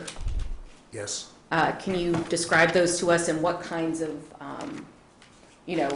mental, I guess, what kind of thought process goes behind those? I'll try to keep this general. What I noted is that the defendant retreated. Sometimes that's the smart thing to do. If you feel that, for example, you would be overwhelmed by another person, usually the best thing to do is to get away from it. It's what we often refer to as flight when we talk about fight-flight phenomena. Oftentimes fight happens for one of two reasons. One, because you have the coping mechanisms to deal with the threat, and two is you have no other choice. But typically, all animals do, resort to flight, to run away from threats. So the first thing I noticed is that of the two, the one that made an effort to run away from the threat, to create distance, to separate, was the defendant. That's an indication of fear. That's an indication of self-efficacy that we spoke about previously. Calling law enforcement was another example. This is what I think a civilized society wants its citizens to do, is to have law enforcement deal with these kind of issues and not take them on by themselves. And I noted that the defendant did do that, called 911, tried to get support and assistance prior to any of the event that finally unfolded. I noted that there was continuous verbal commands. Get out of my room, get out of my house, those kind of things. Those are all indications, as I indicated earlier, of trying and insisting on creating that distance. Get away from me. Let's not continue this conflict. And obviously, even though you weren't there, noting where the blood stains are in this case, that was not complied with. No, it's very clear that the son was inside of the bedroom and in very close quarters to the defendant. How about his actions after the shots were fired? So once again, in continuing on the fear continuum, if you will, after the shot was fired, I noted that the defendant ran around and immediately started, well, first of all, checked the home and continued to order the son to leave, and then locked everything. Locked the doors, locked the garage, and would not reopen them until law enforcement showed up, which he did without argument. So I think he felt, and I probably shouldn't say that because I don't know what he felt, but that's what we're supposed to do when law enforcement shows up. You unlock the doors, and he did that. Based on your training and experience, were you able to form an opinion as to whether or not this was a case of self-defense? To me, it was clearly a case of self-defense when it came to who was the primary aggressor and who was the defender in this particular case. That's what makes it self-defense. To the degree that the self-defense was presented, I prefer not to answer that. I think that is a question for the jury to decide. When you say to the degree, can you explain what you mean? You mean the level of response? Yes, so I mean with self-defense cases, there's usually two parts to it. One, is it self-defense, which is somebody defending themselves when they're using force? And two, is that response to the threat proportional? And I don't want to talk about what the defendant told me in terms of his self-efficacy, but the proportionality would be based on that continuum of force I spoke about. How does the individual perceive the threat? Is it a deadly threat? And is the threat deadly, meaning not only will I be killed, but will I be seriously hurt if I keep doing this? That's the first part. And if that is the case, then it is appropriate to use deadly force. And let me ask you this. So obviously the defendant retreats into his room, retrieves his own firearm, and is yelling at him to get out of the house. Is the fact that the son is closing the gap when the father has a firearm, is that playing into this at all? Yes, very much. I mean, we have what's known as what we call an aposematic threat display. We have not only a threat that should, on a good gamble, convince somebody to not continue, but if they do continue, the threat is a legitimate threat. It's not, for example, like a puffer fish that just gets bigger. That's what we would call a dynamic threat display. It's not real, but it scares sometimes predators. A firearm is a aposematic threat display. It is not only is it used to scare people, but it can be used in an instant to actually carry out the type of threat that it evokes. Well, and in a human situation, as opposed to a human with a weapon, that weapon can also transfer hands, can't it? Yes, indeed. And the closer one gets to the weapon, the more likely it is to change hands. Again, in a general way, there was no comment about that, but generally speaking, whenever there's a handheld weapon, weapons have no allegiance to people. If a Yeah, weapon that's where I is, was going with it. yes, if a weapon is taken from somebody, it can quickly be used against them as well. And I think the closer you are to somebody, the bigger that concern would be. Particularly when you're maybe younger and faster. I would think so, yes. Your Honor, that's all I have right now for this witness. Roger that.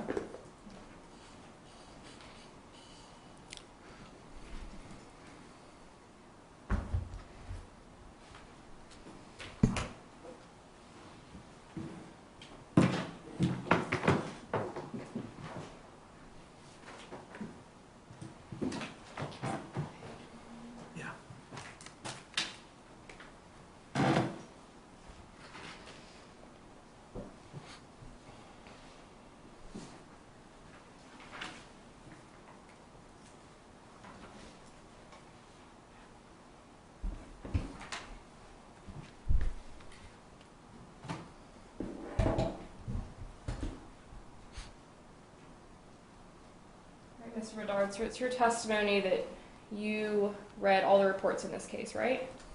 I mean, all the ones that were given to me, I don't know if there are more. I can only tell you that what was given to me, I read.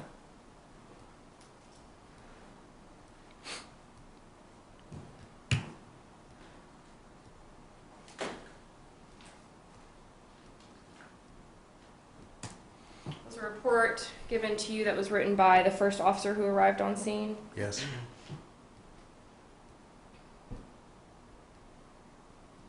All right, and you read all the witness statements you said too, right? Again, only what I was given. I can't tell you what I don't know. I don't know what I don't know. Did you read the witness statement written by Alicia Lawyer? By who? Alicia Lawyer, Yes. his wife? Yes. Did you read the statement written by his son, AJ? Yes.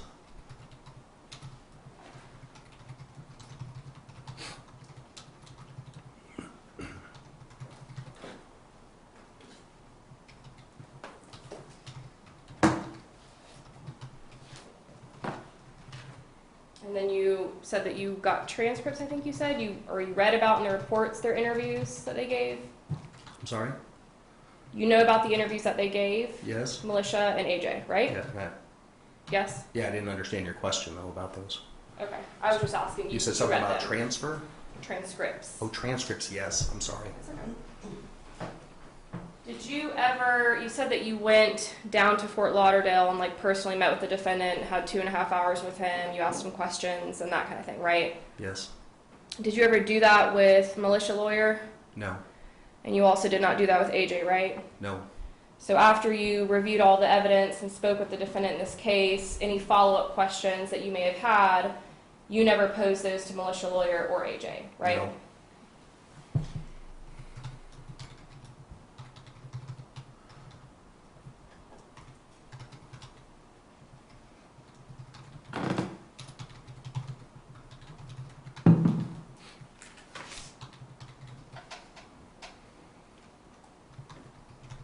All right, so I want to start with some comments that you made about AJ being the primary aggressor, okay? Okay. You are aware that the allegation is that this defendant charged at his son in the kitchen, correct? You know, I don't recall that exactly. I do recall the father saying that he made a comment about olive oil being put on the dog food, and I think that's what was upsetting him. And he was, at that point, berated by his son for bringing that issue up. So that's how I understood the Okay, so I want to ask one more started. time. You read the witness statements of Militia Lawyer, Andrew Lawyer, and read the probable cause affidavits, like the main police report, and that kind of thing, right? I did. Okay.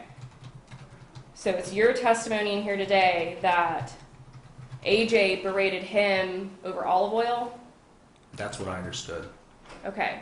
So did you miss the part in all of the statements about the defendant leaving the living room and coming into the kitchen, which is where AJ was? Did you read that part? Yeah. Okay.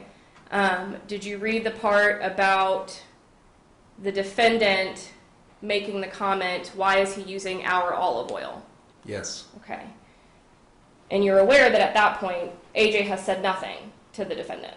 I don't know what he said. I don't think it's a record. Well, did you see anything in the reports about AJ making a comment to him at that time? I don't know if that question was asked. I don't know what happened. I wasn't there. No, I'm asking you, did you see anything in the No. reports that you read that said that AJ said something to him at that point? No. Okay. Did you see anything in the reports that indicated to you that AJ asked him or somehow caused his father to come into that kitchen from the living room that he was in? A direct comment to his father before using the olive oil?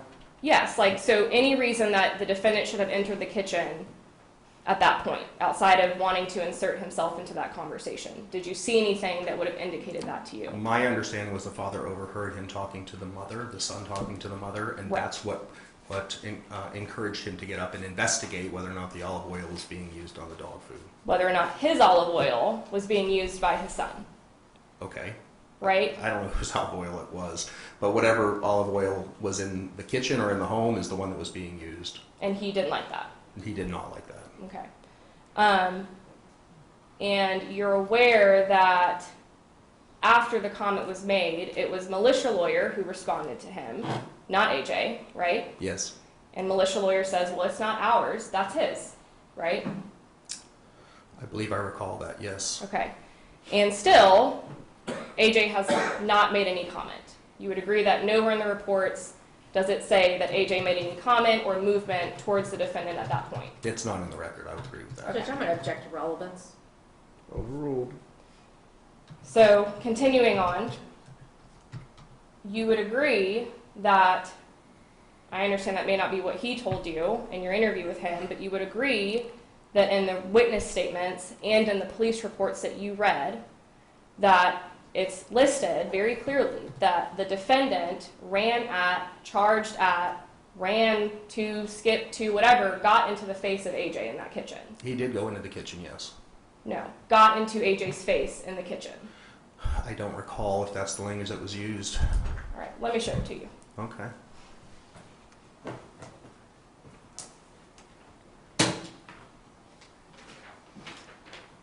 Please show the defense portion of the statement or report that you're going to show the witness. Yes, sir.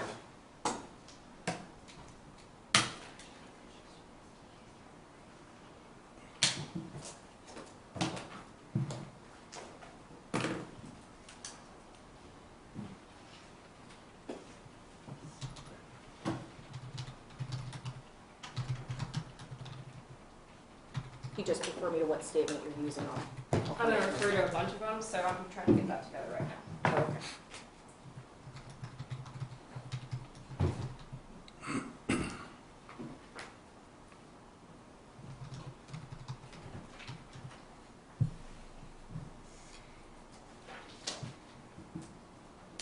All right, so I'm going to start with the written statements.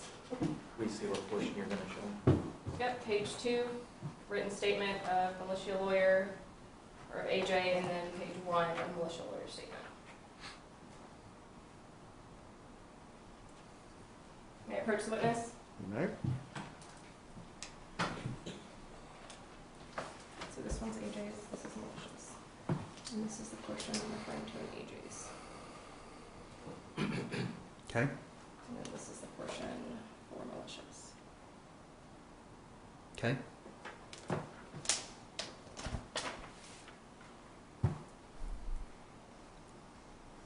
All right, so now that I've shown you both of their written statements, would you agree that both AJ and his mom, this defendant's wife at the time, stated that this defendant charged at or came into the face of AJ in the kitchen? They did say that. I don't know what that means exactly, but they did say it. He came to his face. He charged at his face, that's what AJ said, right? He did say that.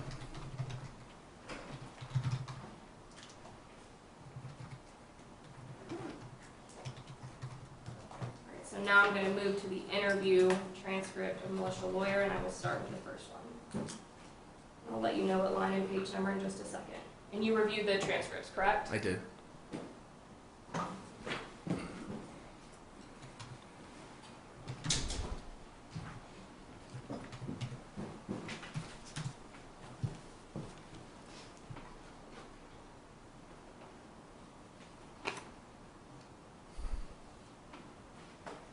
so on militia lawyers' first interview transcript on page 9, line 11 and 12. And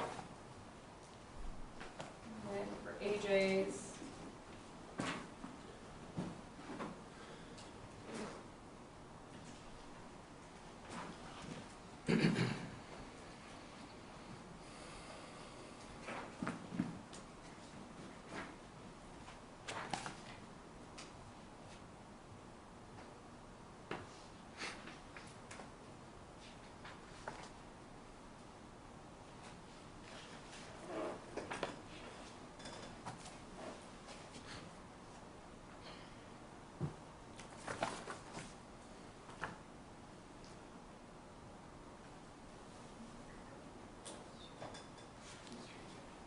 This is Andrew's.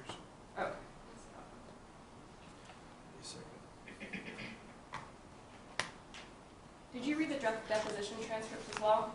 No. No.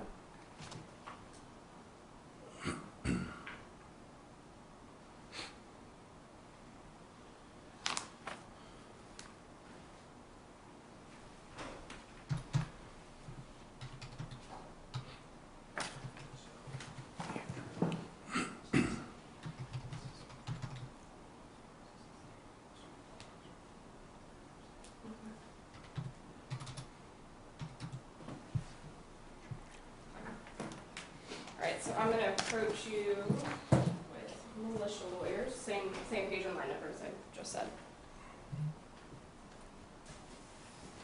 So,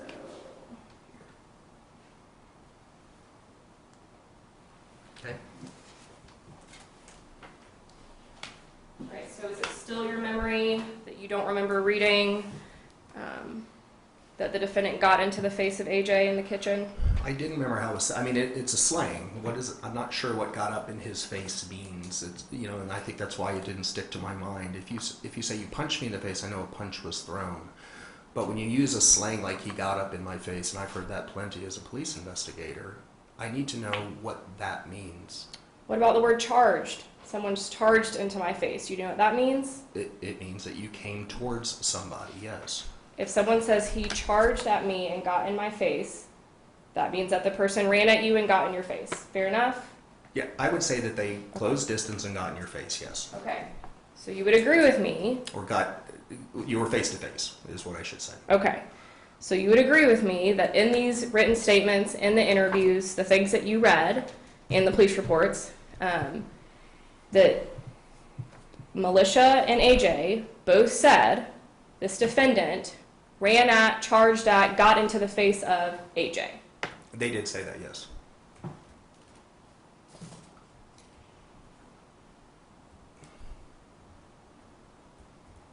And would you agree with me that in none of those reports, interviews, transcripts, things that you looked at, nowhere in there does it say that AJ ran up in the face of the defendant? In the kitchen or where? In the kitchen. So we're just going to stick with the kitchen and then move forward. Okay. So in the kitchen, and none of these reports, none of the statements, nowhere does it mention that AJ makes any action towards the defendant at this point. On the written statements, no. In the police reports, it says different? No, in my interview, there was a different statement made about that. With him, though? Yes. Right, but not with the other two people that were present. No, the other two people on record had said that it was the father that had closed the distance on the son and got in his face. So starting in the kitchen, how in the world is it that you're able to say that the son was the primary aggressor? Well, when I think aggression, I think about physical aggression. I'm not talking about arguing or shouting and hollering, which is fairly typical in the Well, that's not what I'm talking about either.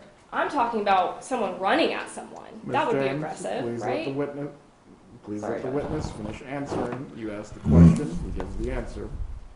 So you're using the word running. I don't think I saw that. I saw charging, and that's interpretive. I don't know what that means. And I don't think you do either. I think it means that somebody closes the distance, but no one mentioned anything about running at someone. What does it mean to get in someone's face? I think it can mean a lot of different things. I've heard it so many different times expressed in so many different ways. It is a bit of slang. It is something that if you're not actually seeing it, it would be hard to try to interpret what that means. What does it mean to be chest to chest? It means that you have typically when you talk about chest to chest, it can be physical, where you're bouncing chest off of each other. Right. But it And might so- also mean that somebody's chest is facing somebody else's chest. Okay, so in the context of someone saying, the defendant ran into the face of my son, charged at my son, and they were chest to chest, would you agree that probably in that context, right, I added in some context there, that they are face to face, they are chest to chest? I have no doubt that they were face to face in the kitchen. And they got that way based on those two witnesses' statements because this defendant chose to run into his face, charge into his face. Yeah, I don't know if he ran. I understand that it was the father that confronted the son. And I did not find that an act of an aggression. I found that an act of, it was conversational. It was something that I think happens all the time. And I think that's why I chose the word primary aggressor as the one who, if you will, started the fisticuffs. Okay. So it's your testimony that he wanted to just have a conversation? It's my understanding that he was upset about olive oil being poured into the dog's dish, and he got up to question why that had happened. And so, yes, I think that was conversational. Was he upset? Perhaps. I think that's what motivated him to get up in the first place.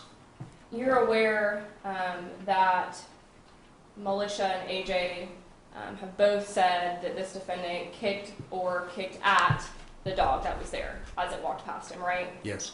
Okay, and then after that, you're aware that AJ responded with, "What the fuck," right? Yes, I read that. And you're aware that after that is when the defendant gets in the face of AJ, right? After the dog was kicked? After the defendant kicked the dog and AJ says, "What the fuck?" Yes. That is the sequence in which the defendant then charged into AJ's face. Yeah, as I recall. Okay. And you're aware that when he gets in AJ's face, and I guess, tell me if I'm wrong, you're saying that this is conversational. He says, "What the fuck are you going to do about it?" You're aware that that's what AJ and Militia are saying, right? That the father says that? Yes. That's what they're saying, yes. Yes. So getting in someone's face and saying, "What the fuck are you going to do about it?" is conversational? Yeah.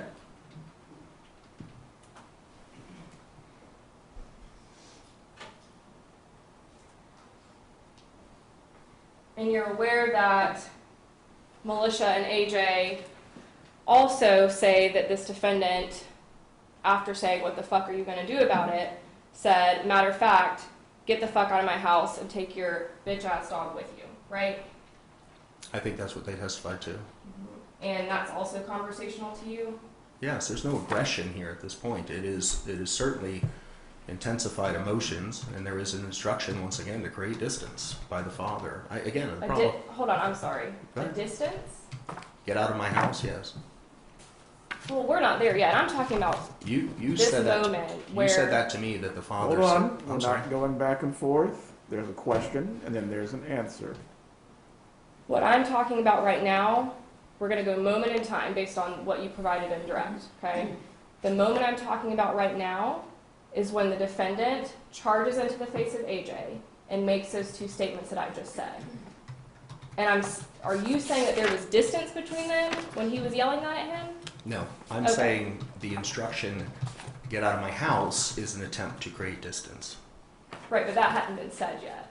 You just said that. I'm only responding to the quote that you gave me. So you're saying him saying that was to create distance, even though physically there was no distance between them. Sure, that would be a verbal instruction to get space between you and another person. Get out of my house. Okay. So are you aware that the defendant remained in the face of AJ, according to Militia and AJ, at that point? I don't remember what they said, but I feel confident that they remained in each other's face at that point, yes. Okay.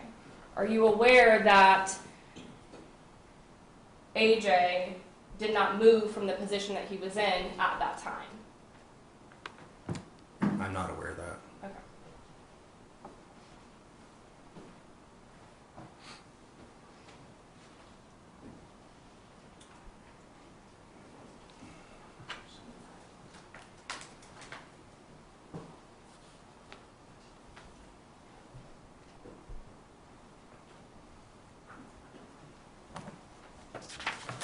Are you aware that when the defendant made those two comments to AJ, the only thing that AJ said back to him in that moment was, "You ain't worth it"?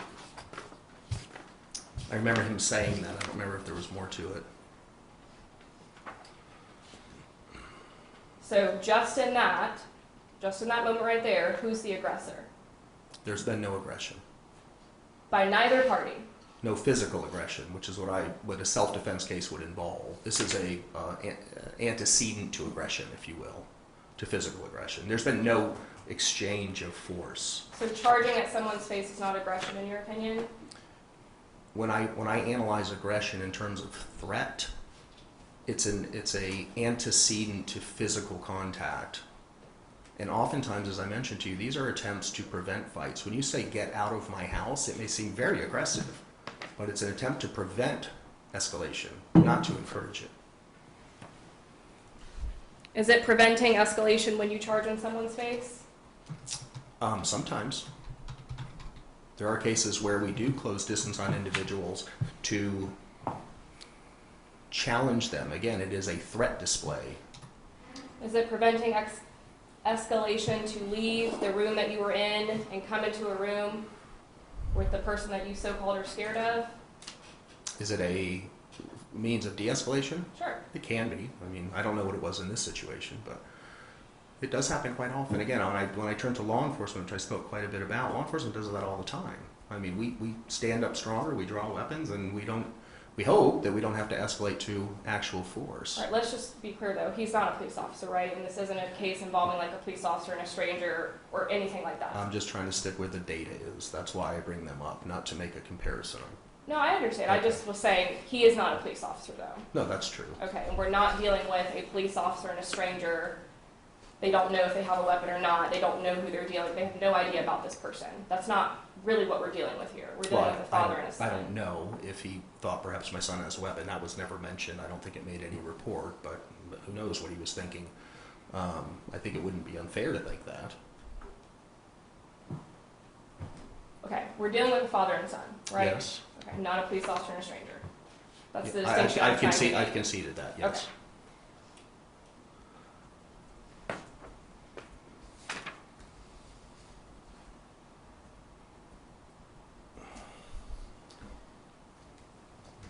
Are you aware that this defendant, so when mom gets in between, right? So you're aware of that at some point she gets in between them? Yes. Okay.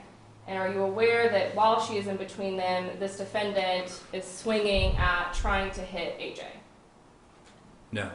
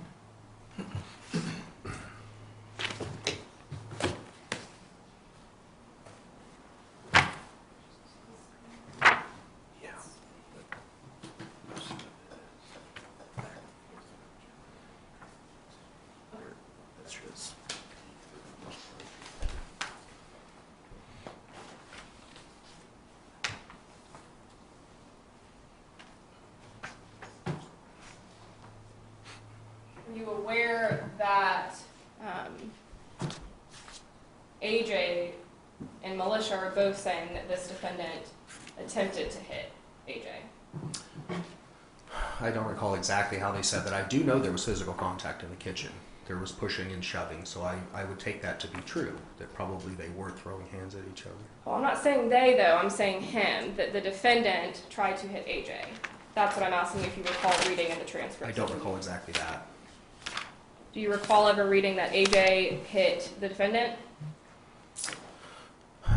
I don't recall that either. It sounded to me like a tussling, like a wrestling match, as I recall reading about this between all of the parties, that it was more of a wrestling kind of. It's your testimony that match. AJ and Militia said that they were wrestling? There was a tussle, again, that's interpretive. I wasn't there to see it, but I don't think there was any, solid blows landed, for example, that could be examined after the fact to show bruising and redness and hard strikes or anything like that. So.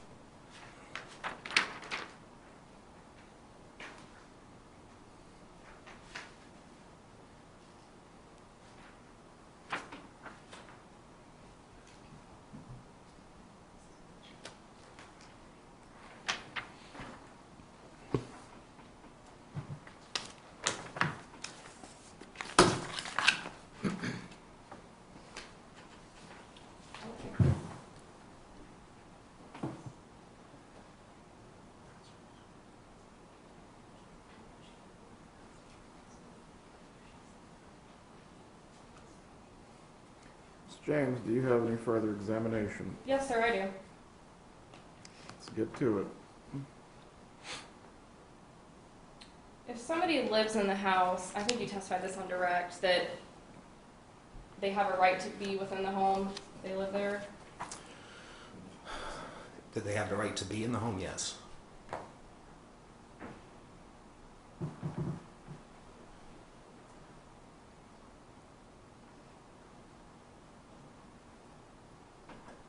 Do you recall reading that the bedroom door was not closed, but that it was partially open? As I recall, it was closed.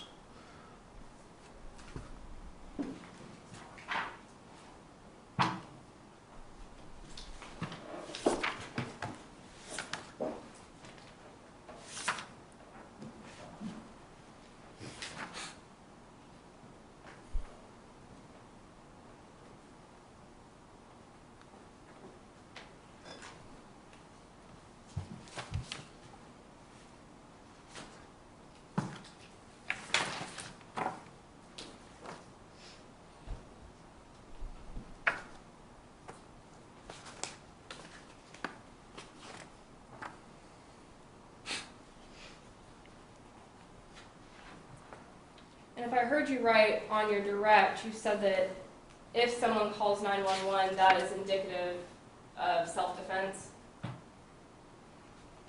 It's indicative of fear. Whether or not it's self-defense, I would think it's defensive in nature, but I don't know that it's conclusive that makes this a self-defense case. I think it's one part of it. But it is an indication of an exhibition of fear. That's why people call 911, because they're frightened of something. Would you agree that there have also been cases where people have called 911 knowing that they were about to do something wrong? I wouldn't know that. I mean, that's speculation in a very general way. I'm just asking, would you agree that people also call 911 knowing that something is about to happen, that they are about to do something? Is it possible? It's possible, but I don't know of any cases of that.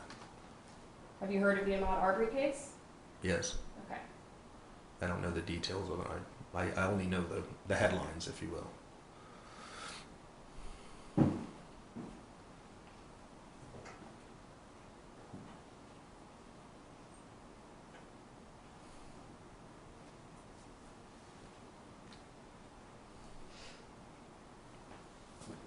You testified that the father was not well schooled on firearms. Is that right? I mean, that's my opinion.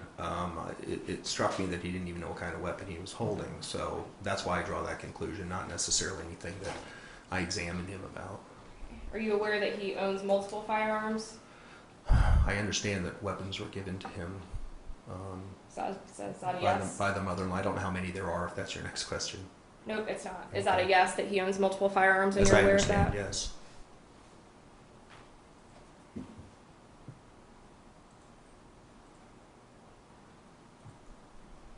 And you're aware that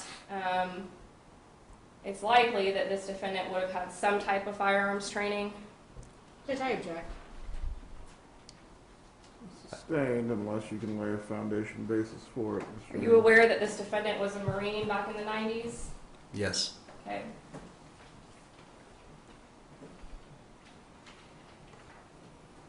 Are you aware that Marines generally are taught to use firearms? I wasn't a Marine. I don't know exactly if everyone is taught. I assume that military personnel are.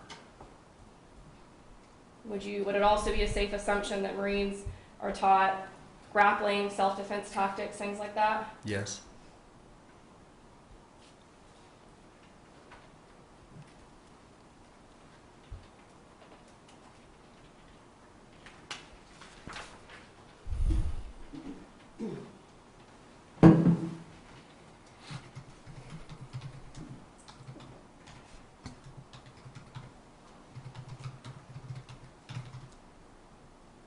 Are you aware that AJ was allowed to go into this bedroom?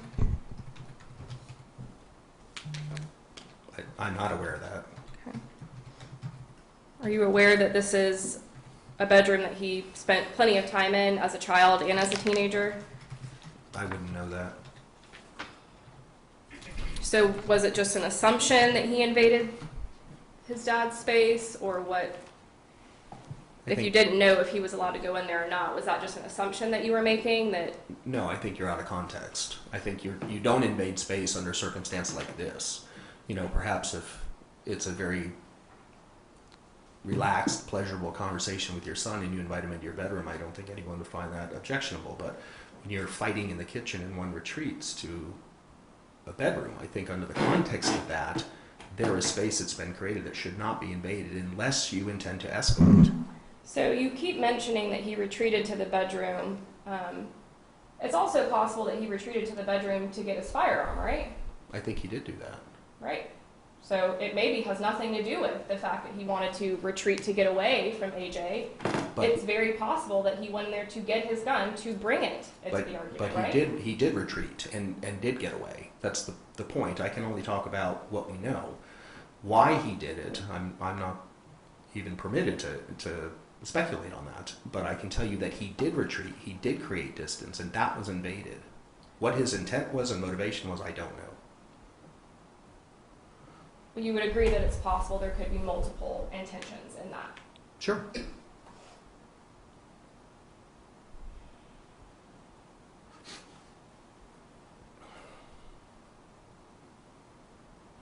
You would agree that this defendant didn't fall, and that's how the gun went off, right?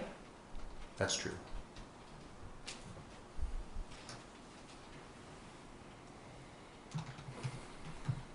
You'd agree that the gun wasn't dropped, and that's how it went off, right? No, it did not You'd agree that this defendant had his finger on the trigger, right? When it went off, yes. And would you agree that for a gun to fire, the trigger has to be pulled? Yes. You talked about memory, about people not remembering firing their gun.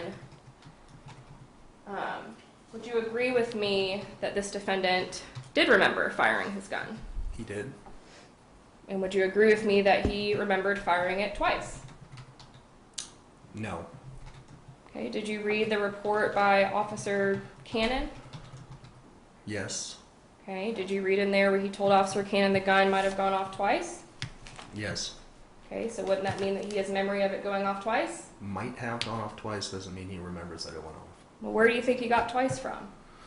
I don't know. I mean, he may have some vague memory of it going off twice. He certainly addressed it, but I don't think that he had clear memory of that. Well, that's all my question is that it appears to be that he has some memory of pulling the trigger twice. I'm not sure that's true. Something may have resonated with him to tell him the gun went off twice, and I think that's why he said that. Had he had memory of shooting the gun twice, I think he would have said, I fired twice. But he didn't say that. He chose his words Carefully, huh? to leave us with a speculation as to how much memory he had by saying, I might have. And that's what I took it to mean.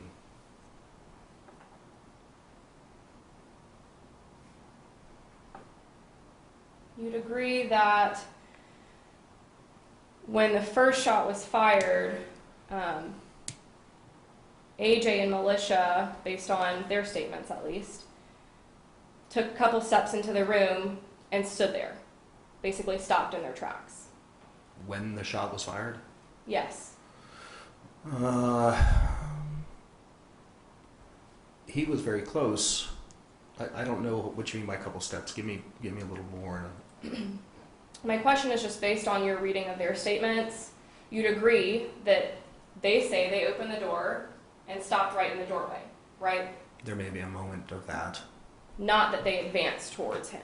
When the shot was fired, my understanding is that they were advancing, or at least the son was advancing, and I believe the mother was trying to hold him back. Are you sure that's not when he was walking to the room that the mom was trying to hold him back?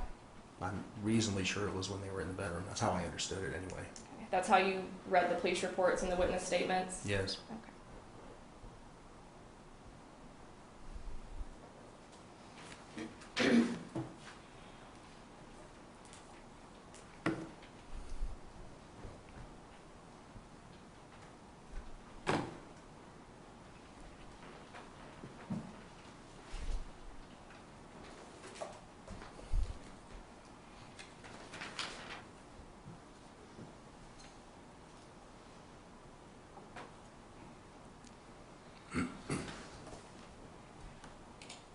I'm going to refer defense counsel to AJ's statement, the second page, where he talks about going into the room.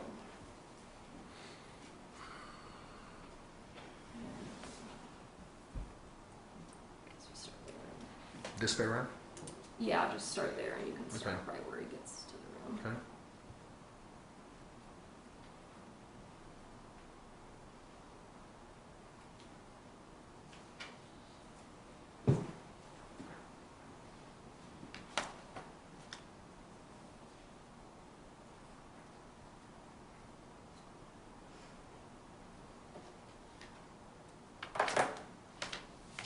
Okay. Alright, so would you agree, and I understand that, what you were told might be different, but I'm just asking about, what you read in the statements.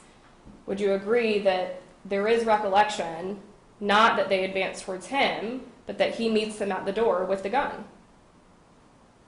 That's not what I just read. Let's just read it out loud then. Judge, I object to that.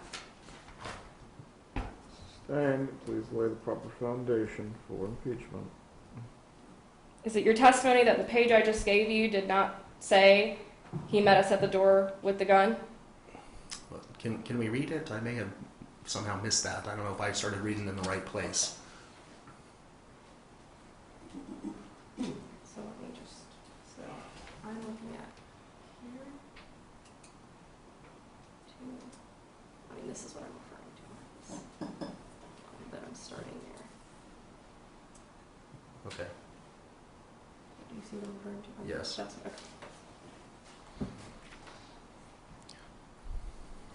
Okay, so now, would you agree that at least AJ's recollection is the defendant meeting him at the door with the gun? That's what it says. I think the reason I didn't understand your question is because, once again, it's interpretive as to what meet means.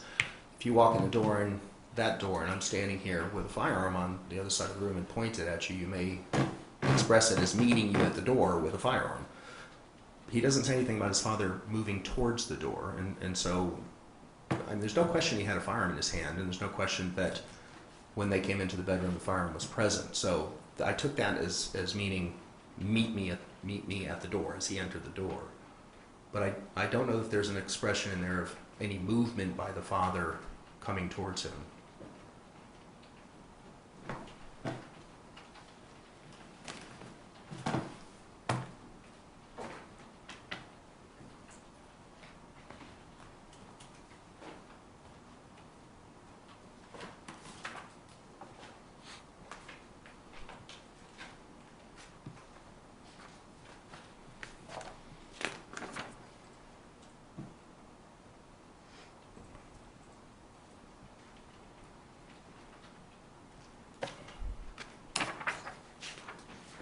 would you agree, and this might be a better way to phrase it, maybe you'll understand a little bit more what I'm trying to say. Would you agree that nowhere in the statement does it mention this or nowhere in the statement do they mention advancing towards him?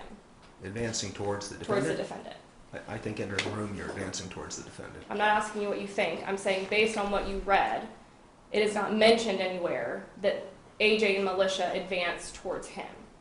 It was an inference based on what they did say.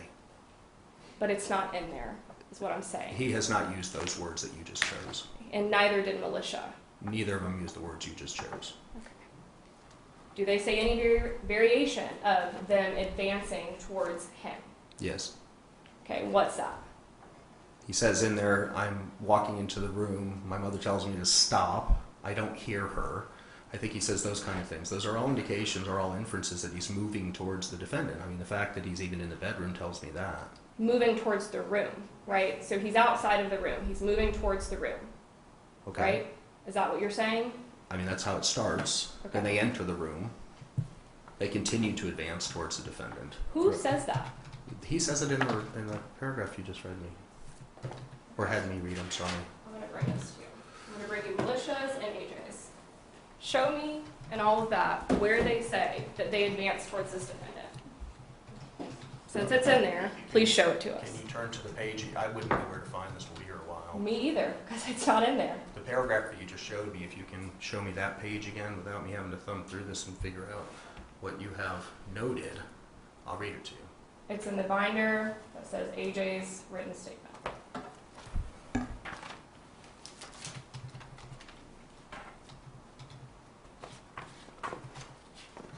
First page, written statement.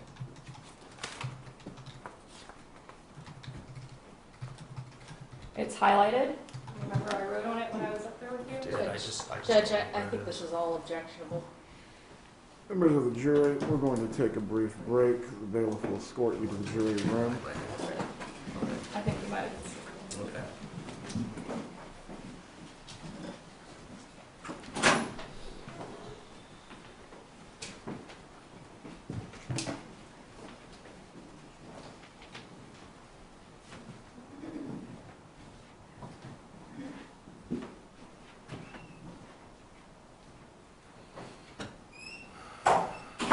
You can be seated. What is the specific objection? She's having him comment on the testimony of other witnesses. Well, not comment on the testimony, but as far as And testify to what other witnesses are saying. She's eliciting hearsay through him on cross and having him testify to what other witnesses have that said. would be the objection. Response, Ms. James? The response is that this witness has claimed in front of this jury that Militia and AJ, and the evidence that he read, that they have said that they advanced towards this defendant. And I would like to see where they said they advanced towards him. Either he has a recollection of this, or you have a specific passage to direct him towards, but if he No, sir, ultimately because can't testify to it, It doesn't exist. That's my whole point, is that nowhere do they say they advanced. then your towards him. objection then is he's being unresponsive to you. We're not going to continue with the binders in doing this. Also, sir. this examination is not going to last all day long while we parse through transcripts. Yes, sir. How much longer do you need to go with this witness? I could just have 1 second, just look at my notes.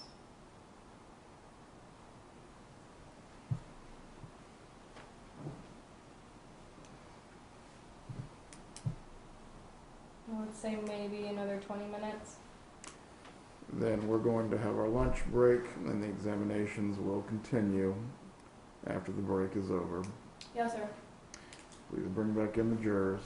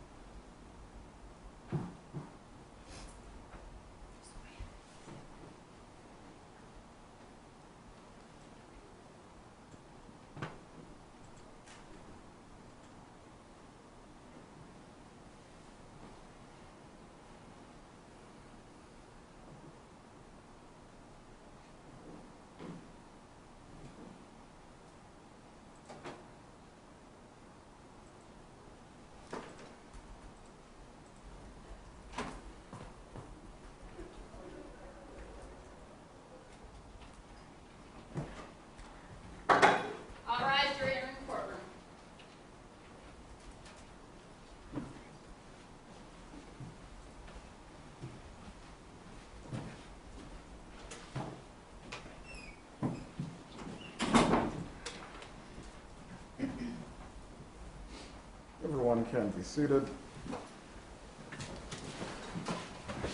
Members of the jury, at this point, we are going to take our lunch break. Once again, you can go to the cafe in the courthouse or one of the businesses that are nearby. While you're on lunch break, you are not to research this case in any way or discuss the case with each other or anyone else. The trial will resume at 2 o'clock. Please enjoy your break. Please be back at the jury room by 1:45. The examination will continue at that point.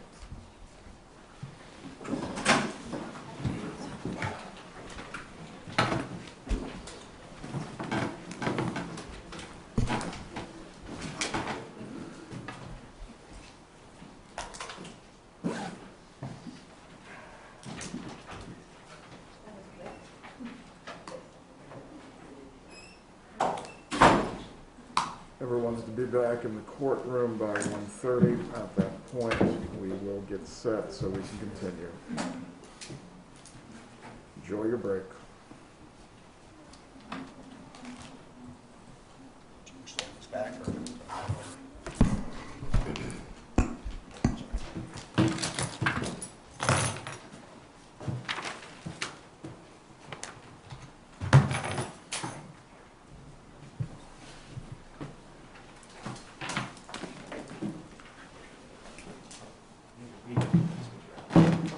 Don't go.